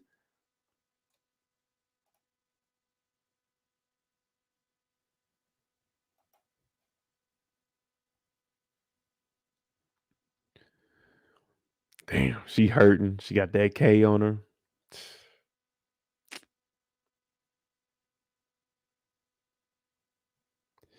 You got to go ahead and put the other side on there. You got to go ahead and just tell Kane to put the other K on, like the backwards K on here, so it can just be an asterisk.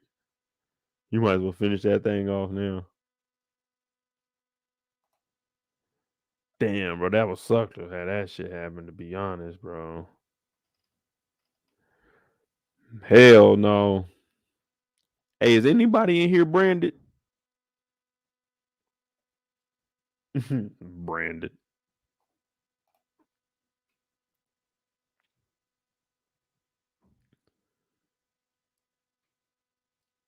But Louie is saying she's in here because of Franklin. Is all of this on Franklin or is all of this on Louie getting into this situation? Who would y'all put it on?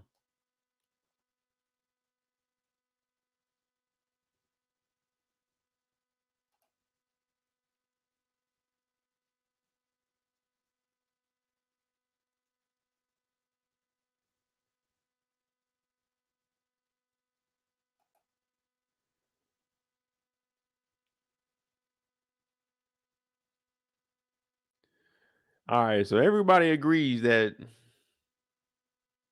I mean, this is on Louie, man. There's.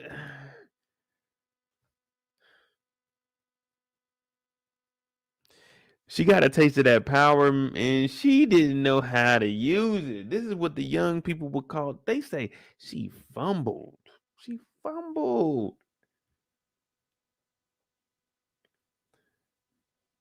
Franklin heard, oh, this is all because of me?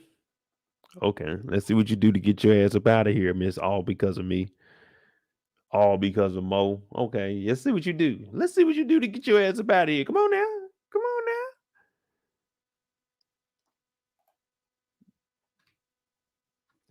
Franklin walks out. He frustrated.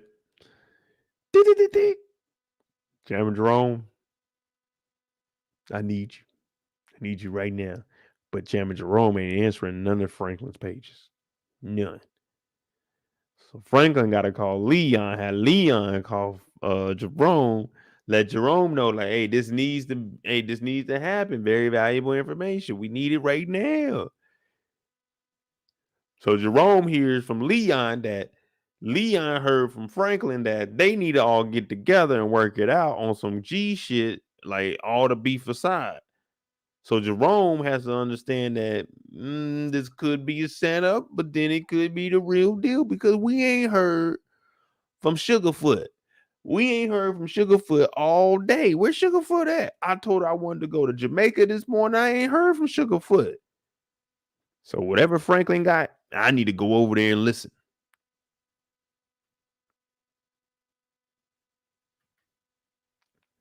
Leon talking about, hey man, we got to hold the hood down. We got to hold it down, man. He said, man, what we going to do, man? We going to feed the streets first or what? I said, shut up, nigga. We got to have some structure. We got to have some rank. We got to do this right. Diplomacy, baby. Oh, say, can you see? Yeah. We got to set this shit up so we can move the right way. He said, yeah, but we're going to do that before or after we re-up in the damn cookhouses.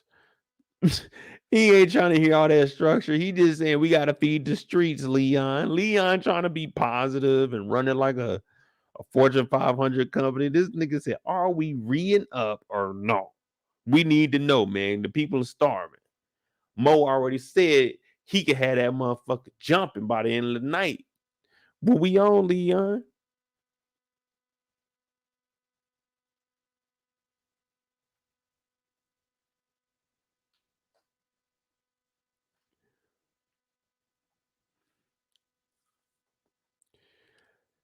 I almost said, I think Louie, he just told her he wanted out. She was greedy and got fucked in the end.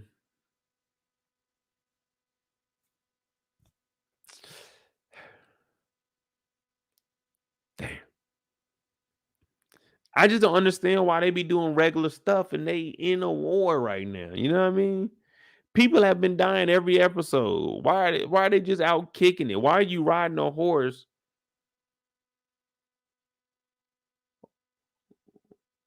Why are you riding a horse?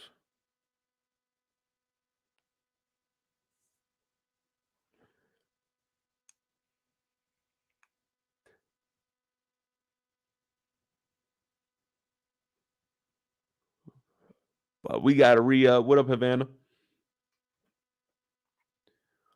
Leon on the phone like, man, what's up, bro? What you need, man? Come on, man. Are you sure, Franklin? This is what we got to do? All right, fuck it. I was trying to go back to Africa, but all right. He said, all right, man, thanks.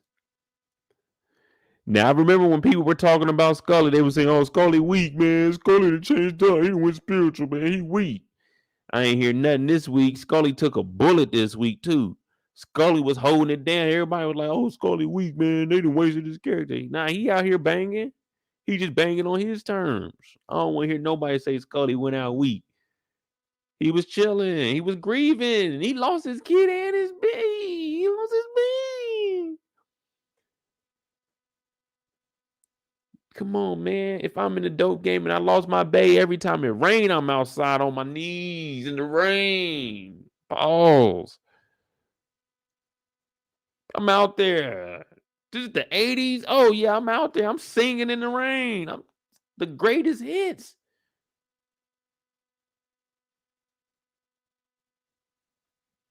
They ain't even the greatest hits because they hits right now. I'm out there in the rain. I'm crying every night. I lost my bae. Scully was grieving, but Scully went out this week because we get that phone call. Scully like, man, everything good? He said, nah, man, let me use that hamburger phone. And I said, damn, why Scully got this hamburger phone in here still?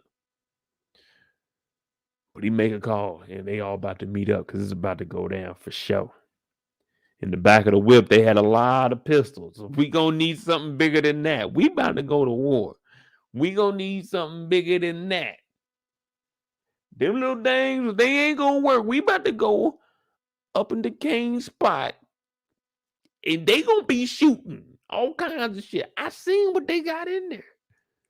We gonna need a little bit more than this, and we gonna need about 10 to 15 of the niggas from the projects to come with us too. They can't just be us too.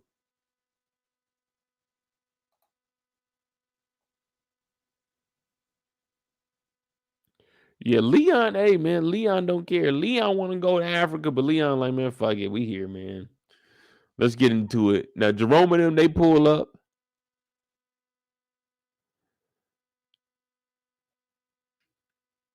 He hop out with the gun, little tear in his eye too. I'm looking at Jerome like, man, it ain't even worth it, man. That's little Frank, man. That's your nephew, bro. That's me in the background talking. I'm like, man, don't even do it, Unc. It ain't worth it, Unc. Don't do it, man. Don't do it, Unc. Unc, man, don't do it, man. Don't even do it, man. Franklin ain't even worth it. And then Franklin gives a speech and says, you could kill me and you'll never get your beat back. Or if you listen to me, I can get you in there. We can get her out of here. But whatever you do, you better make up your mind now, man, because without me, hey, what you gonna be living for? So Jerome in the back, you're like, he trying to fight the urge because he wanted to pull that trigger. He wanted to do it. He didn't want to do it, but he wanted to do it, if that makes sense.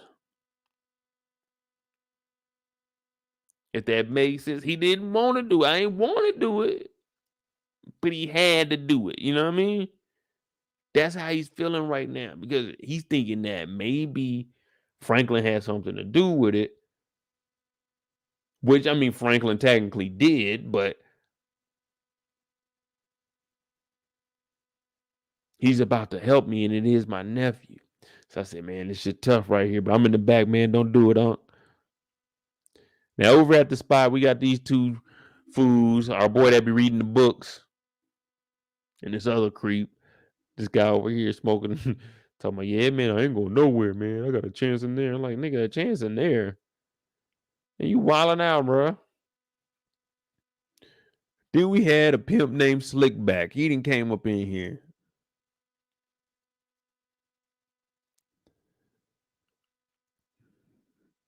This pimp then came up in here. I'm like, who the fuck is this nigga? He coming through creeping with the F.O. Sachi on.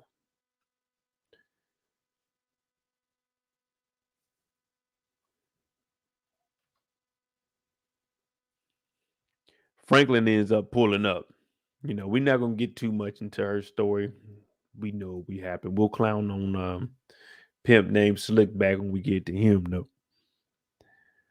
But Franklin pulling up in the big body. You know, you got to swing that motherfucker. You got to start turning. You got to start turning them big boats like that. You got to start turning them like 10 to 15 feet before you would turn like on a regular car. A regular car, you pull up to the driveway, you could just turn straight up in there. That boat, you got to get up on the left side of the street. You got to start getting ready to curve that motherfucker and start going in the angle. That's the only way you're going to be able to swing that car in the motherfucking lot. That boat, it'll hit cars right next to it, so you got to swing that motherfucker. You got to wait till they open the fence all the way up because the front is just long, bro. Pause.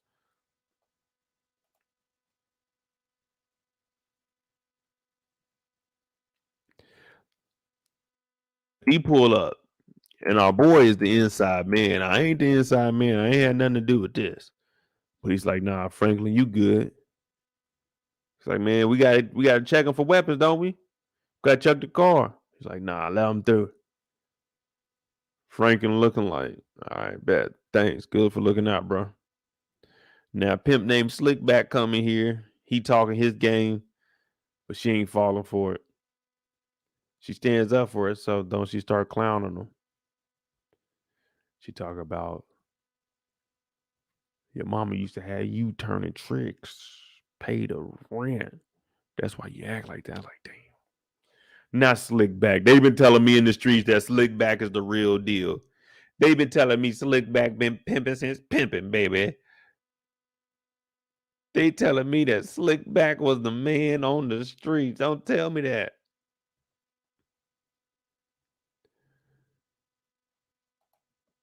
Don't tell me that. No, no, no. Your mama had you out here. Now I can't clown you for that because your mama was fucked up for that.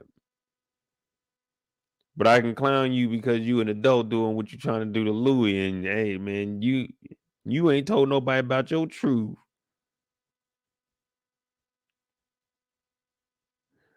But they didn't bruise her up bad.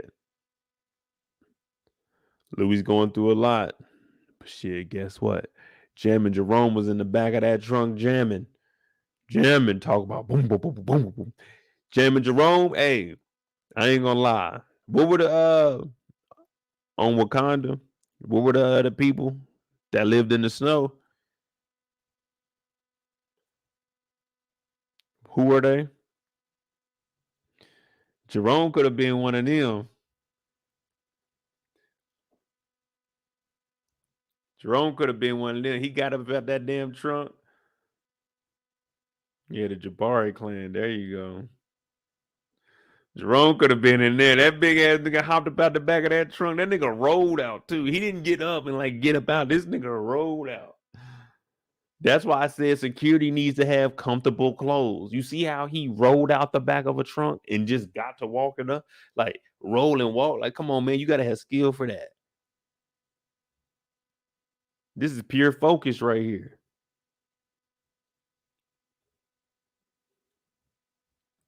That's what I'm saying. Jerome walked in this motherfucker big as hell. Like, now I don't remember jamming Jerome being this big. Just like jammed up Jerome right now. This nigga on steroids or something. But anyway, he coming in here to save Bay.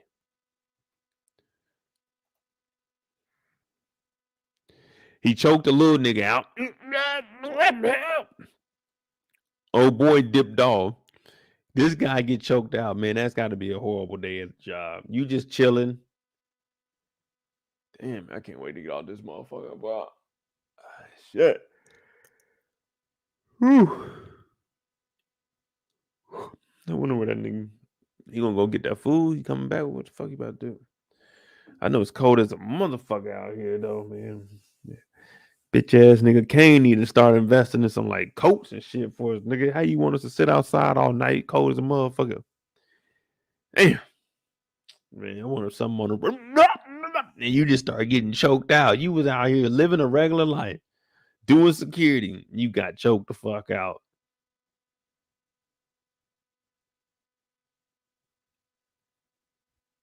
Just like that, life was gone. Just like that, life was gone. Got choked out. Come on, man.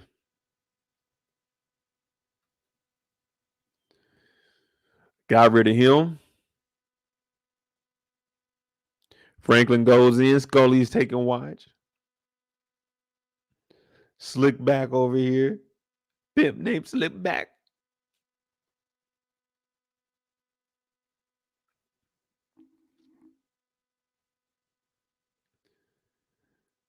But Louie stands tall. We make it out this jam now. Y'all already know where I'm at. If I'm over here shooting pool and shit, Franklin came straight to that hen dog. What did Franklin come and drink? He got on that hen dog. Because that hen dog is going to prepare you for what the hell is about to happen. He grabbed that hen dog and was like, hey, it's about to go down. So y'all got to make sure you decide which side are you on. Franklin and Jammin' J or Kane and Slickback?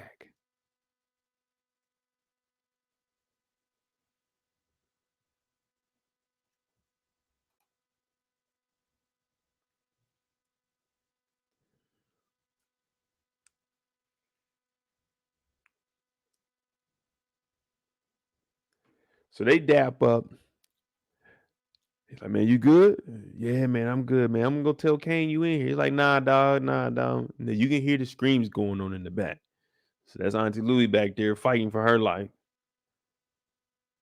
Franklin come over here and pull up that hen dog because we got to get right. Sometimes you need that.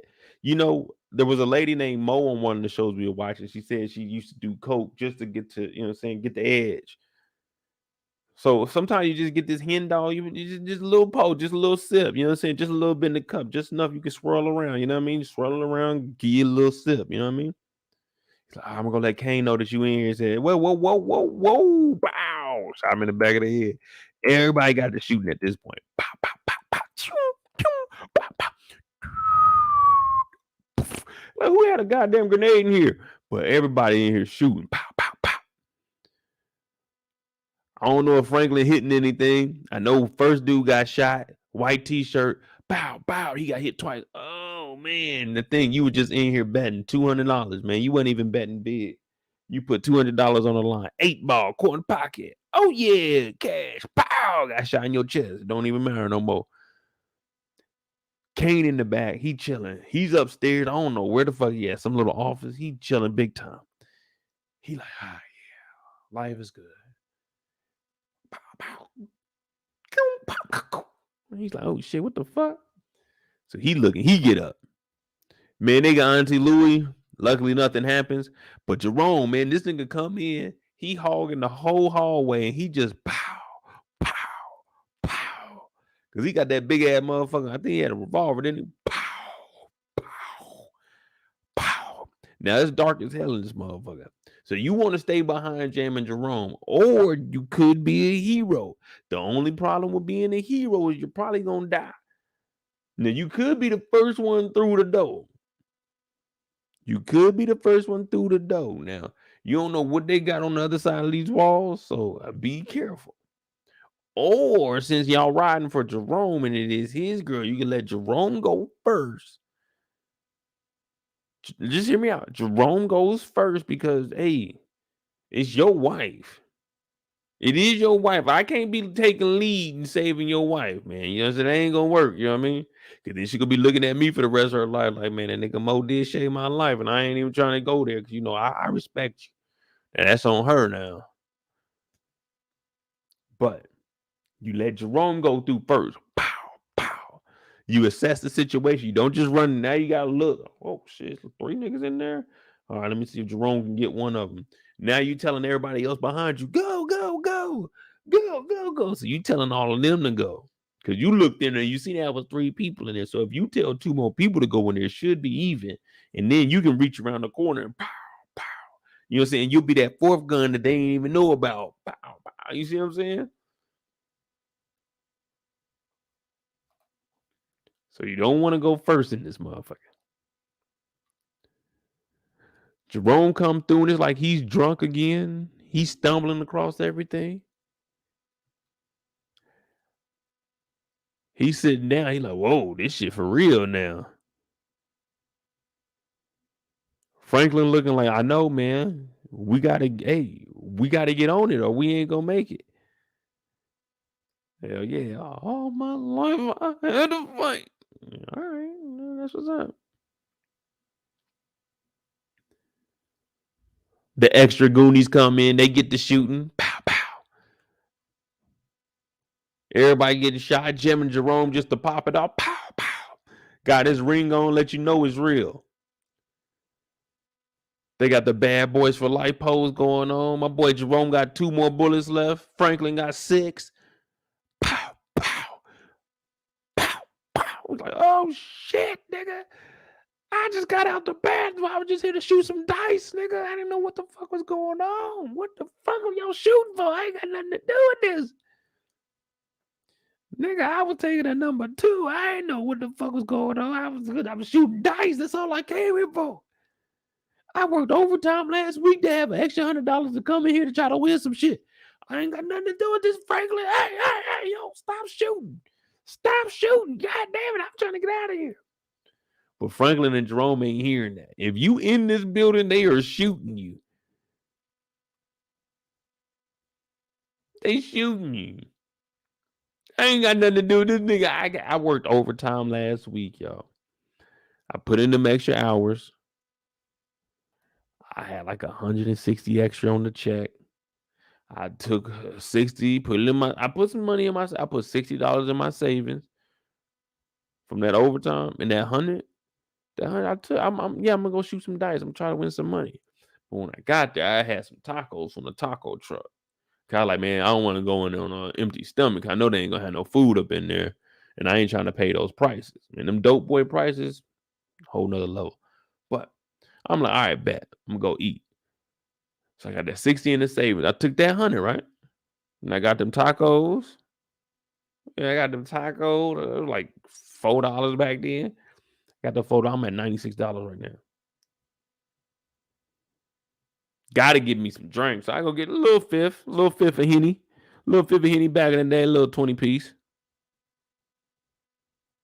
If that. Probably like, let's just say 15. Let's see. Yeah, let's say 15. Would they put me at $81 right now? I showed up here. My stomach got to rumbling. Them damn tacos. I went in there. Nigga, I was about to turn that 81 up. I was about to turn that $81 that we brought in here to 181. Man, that's how we eat now. That's what we do. I might flip that motherfucker to 300. To be honest, that's my goal, 300. I bet. But my stomach. So I went in the bathroom. You know, I'm minding my business. I'm out here like, all right, I'm gonna be breaking these foods today. Oh, hit him, nigga. Ah, yeah, nigga, hit me. Oh, yeah. They like, damn, all right, this nigga Mo on fire tonight. So that's what I'm thinking. I'm in the bathroom and I hear some shooting. But then I'm thinking, oh, it's just the music, right? So I finish, I get about the bathroom. Yeah, these niggas, hey, y'all niggas ain't about to do nothing. Y'all niggas about to lose y'all money in this. Pow, pow. I'm like, oh shit, niggas get to shooting. I jump back in the bathroom. I'm like, what the fuck? Hey, what's going on out there? Somebody told my mom, nigga, they shooting. I said, I know that, fool. Who? So I think it's Franklin. Pow, pow. Oh, my leg. Like, damn, nigga. Hey, Franklin. What's wrong with hey, it's me, man. It's Mo. It's me, nigga. Y'all know I ain't got no issue with y'all, man. I was just here to shoot some dice, nigga. I ain't know nothing, man. Come on, man. Let me out the bathroom, bro. Hey, nah, fuck you, Mo. If you over here, you with them. I'm like, nah, nigga, for real, nigga. I got $81 on me, bro. I'm trying to flip that shit, Frank. Come on, man. Let me live. So Franklin got to reload, and Jerome, they both got to reload. So they ain't really saying they letting me go, but they gonna let me go. But I just stay in the bathroom. I'm like, hey, because it's like a mutual respect. They know I ain't got nothing to do with this shit. I ain't had nothing. I put this on everything. I was over there to shoot some dice. Now outside, they coming through the gates. Boom, boom. We trying to get the fuck up out of here. Leon up top. Pow, pow, pow, pow. He knocked him off. Franklin's looking like, damn, they done got his ass too. Good shit though, Leon. Back on the inside, a pimp named Slickback. I don't know what he thought he was doing with this little motherfucking noisy cricket. Well, this ain't Men in Black, and that shit ain't working. That motherfucker Franklin, he went outside with Leon. Jerome picked up that shotgun, said, pow, pow, pow, went through that motherfucking door. Blue pimp named Slickback, 10 feet back. Oh my God, he's out of it. And now we get the showdown. He pop up. Kane's like, yeah, what's up, man? Come on, Jerome. We from the same hood, man. You know how it is, man. Let's watch the beat, man. An eye for an eye, man. We good, man. Jerome said, fuck this shit, nigga. I don't want no peace with you, man. I just want to go to fucking Jamaica. And here he is with my wife. And Louie sitting there just a crying. After she didn't want to hear what Jerome had to say earlier, she crying for Jerome. Now, Kane saying, look, you let me up out that door. As soon as I get out that door, you get your wife back. Man, we supposed to be brothers. Now, Jerome's like, fuck this shit, nigga. We not brothers, man. Jerome is hurt. Jerome wants to leave.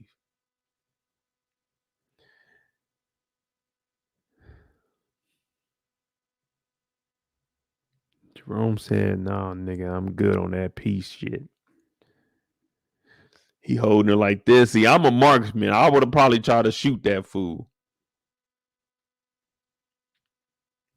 But they have a stare off and they get to shooting. Pow, pow, pow, pow, pow, pow, pow, pow, pow.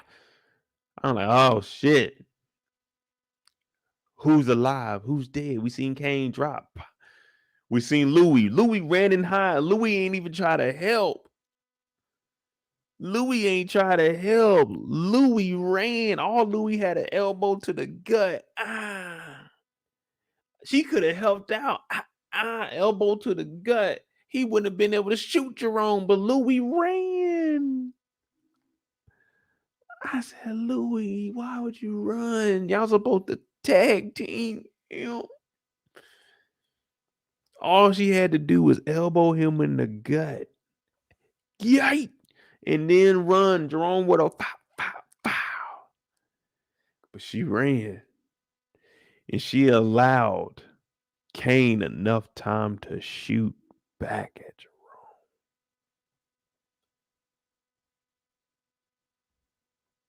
You gotta elbow the gut. Elbow the gut. Say it with me. Elbow the gut. Elbow the gut. You gotta get up in there too, real good. Bow, right there. It ain't gotta be one where you cock all the way back. You get close, about 12 inches away, about a foot. And get them good in the gut. Oh, she ain't do it. She ran. She got the fuck out of there. Shit. What's the procedure when someone got a gun in your head and someone else is shooting in your direction? Nigga, run. Nigga. She got up out of there. We looking at Jerome. I'm like, okay, Jerome is alive. Yeah, Jerome, man. Wait a minute. Is that a blood stain on his shirt?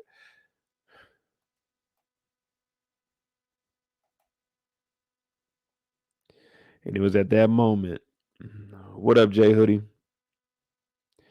It was at that moment I knew Jerome was dead.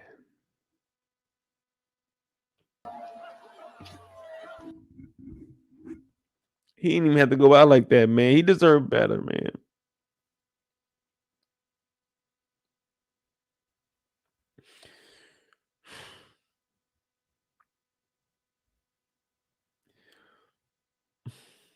Wow.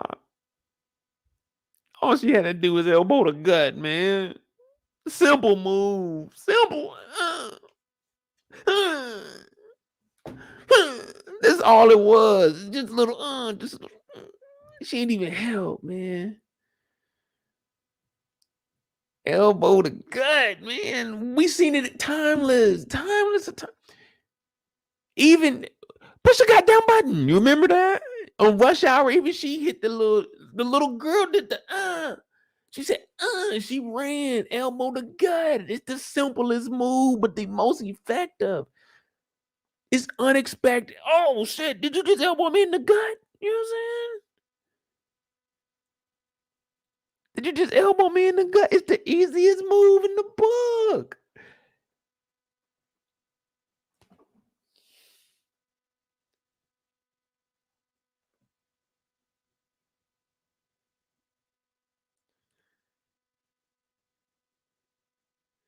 I can't even be out in public when people like tap my back.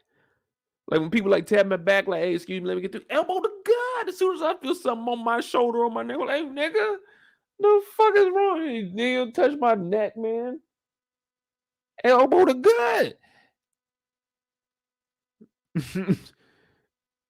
Elbow to God. You trying to get by? It's like, all right, let me get by. If your shit up here, I'm like, hey, nigga, elbow to gut, nigga. Get your head off my goddamn nigga trying to choke me out in this motherfucker.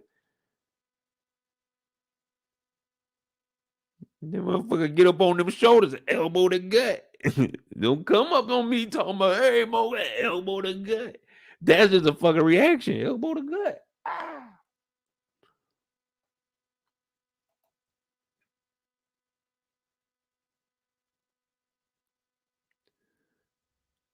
Corey said, I'm not gonna lie, I wouldn't have thought of it. Nah, elbow to gut, that's just common. Look, whatever you're doing right now, just do a little elbow to the gut. Look how quick that is. And that should have hurt a motherfucker. It ain't even gotta be hard, just a little bit. They're gonna feel that. Oh shit. Hey, nigga, you just elbow me in the gut.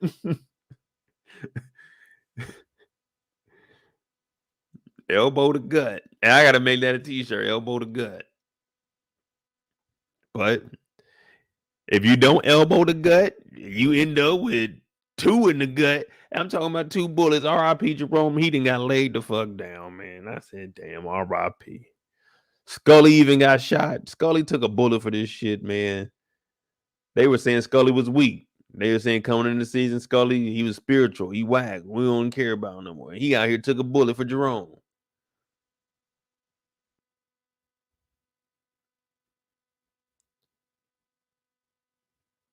Leon and Franklin come in and see it. And Leon's hurt because, believe it or not, Jam and Jerome actually raised him too, man. Jam and Jerome was there for him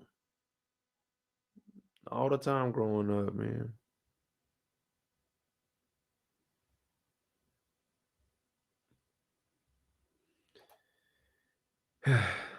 All sport, what up now? Uncle Jerome was a real one. Yeah, he was. He just got caught up in all, like, man. The first time she left and did that little stunt when she moved out, man, he should have just left her alone at that point, man. After that, it was every time we see him, we like, damn, Jerome. Damn, Jerome. Why? Tell me why. Yeah. Now Leon's probably really thinking about, man, I got to get the hell out of here and go to Africa. Jam and Jay is dead.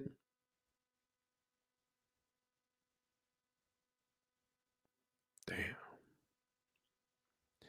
Franklin then sat down and started crying. Nigga, if you don't catch this building on fire and get the fuck out of here, Y'all gonna have to carry Jerome big ass and get the fuck out of there. But you need to catch this building on fire. Just like you did the house. Because this shit is messy. And now everybody's going to be involved in this nonsense.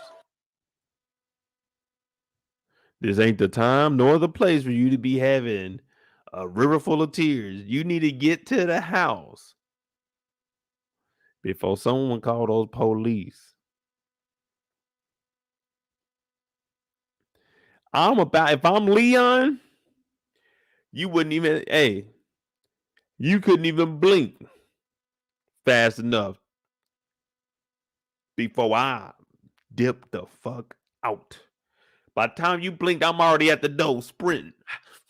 I'm going home, nigga. I ain't got nothing to do. This is a lot of shit going on in here. I ain't got nothing to do with it.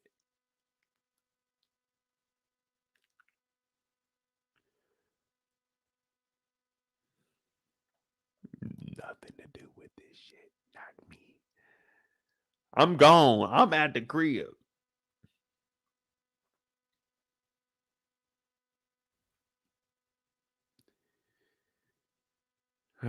Good old Franklin sitting here relaxing, y'all. Episode 6 of Snowfall, man. Damn, Jerome. I wasn't expecting you to go out like that, man. But you had a good run, man. You had a good run. I got to give him credit. Good run. Good run. What y'all got about Snowfall, man? What y'all thinking? What y'all thinking, man? You know, we got power right after this. So I'll be on like 10 minutes maybe. Grab me something to drink, you know what I mean? Get ready for power. Because, you know, that's what we here for, right? That's what we here for. Let's be real. That's what we here for. We ready to see what young Tariq got up his sleeve. Is young Tariq really out here grinding like that?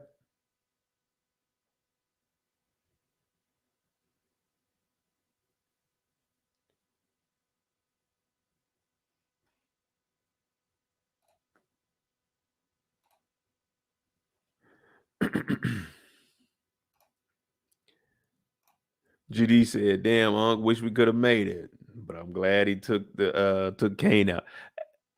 Yeah, I mean Kane, that storyline. All right, cool. So who we got? We just got Teddy left. Is Dion still alive? Oh, I remember he ran off.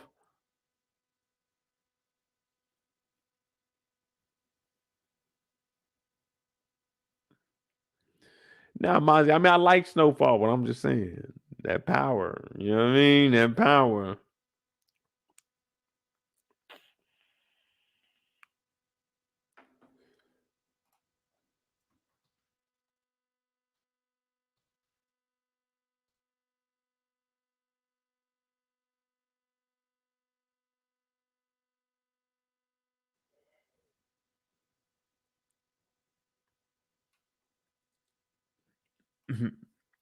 Tariq can never be Franklin. Well, that's true, but you gotta look at the times that they in, man. It's easy. It's easy for Franklin to move around when shit. Franklin got the CIA on his side. You know what I mean? Tariq is just doing it with Noma, Noma and the Tejadas.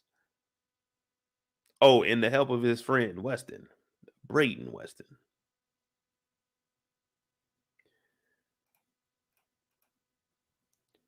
OT said Dion gonna snitch on everybody. Nah, man, Dion about to hold it down, and the only person he gonna tell on is Leon. Wait till the cops get a hold of this tape, OT. That's what he thinking. Dion in there talking about, wait till he get a hold of this tape. Yeah, I got Leon whooping my ass out there over drug territory. Like, nigga, you turning the video, you getting your ass whooped for evidence? Come on, man.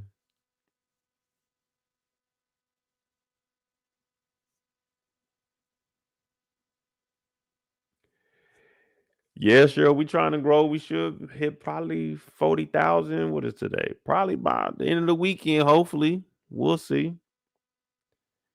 Well, the only reason I say that about Snowfall and Power Mods is because my channel is built off of Power. So most of the people that tune in, they'll watch my Power Lives before they watch Snowfall. A lot of people ain't really watch Snowfall like that. Well, that were on my channel.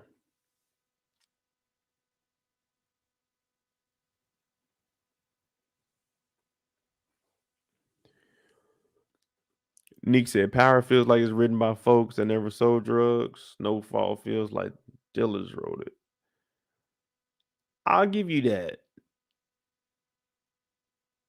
But again, that still goes with they got to adapt to the times that they're in. Like for Franklin right now, man, Franklin, man, they flying freely. You can do whatever you want back then. Tariq got to operate within the boundaries of the law and the school. Like Franklin's out here just fucking doing it. And he had protection the whole time. Tariq is trying to do it under the radar, so they got to figure out something.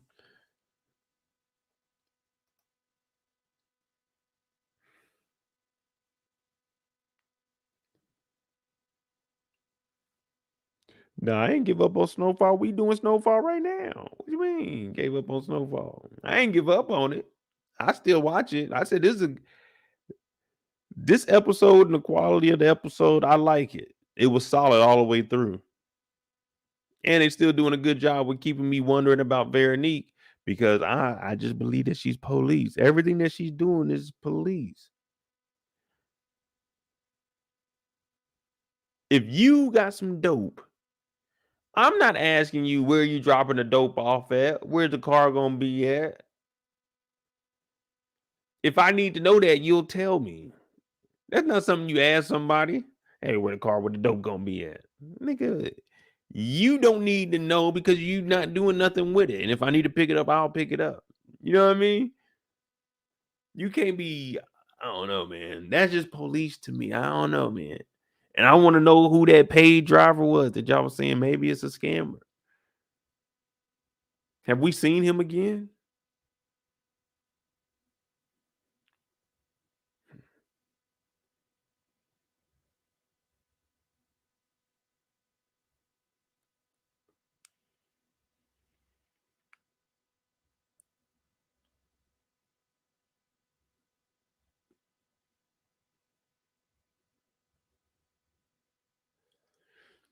Well, I mean, either way, we watching them both. We watching them both, and everybody is a suspect until we remove them. R.I.P. to Jerome. But we got to hold our heads up, y'all. We got to go forward. We got to get ready for next week.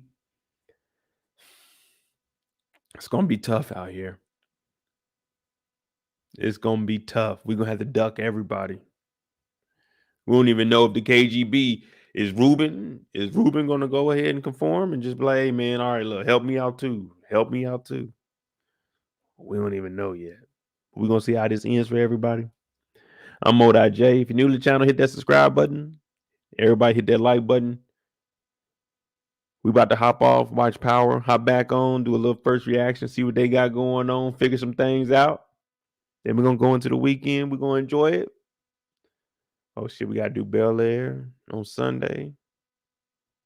Yeah, Bel Air on Sunday. Damn, we got a lot of shit to do. But we good. We good. Hit that like button. Hit that subscribe button. Support the channel. Cash apps at the bottom of the screen. MOEDOTJ. Hey, but thank y'all for tuning in, man. That was Snowfall episode 6. Uncle Jerome is gone, yo, man. Sometimes it be like that, though. All right, y'all. See y'all later.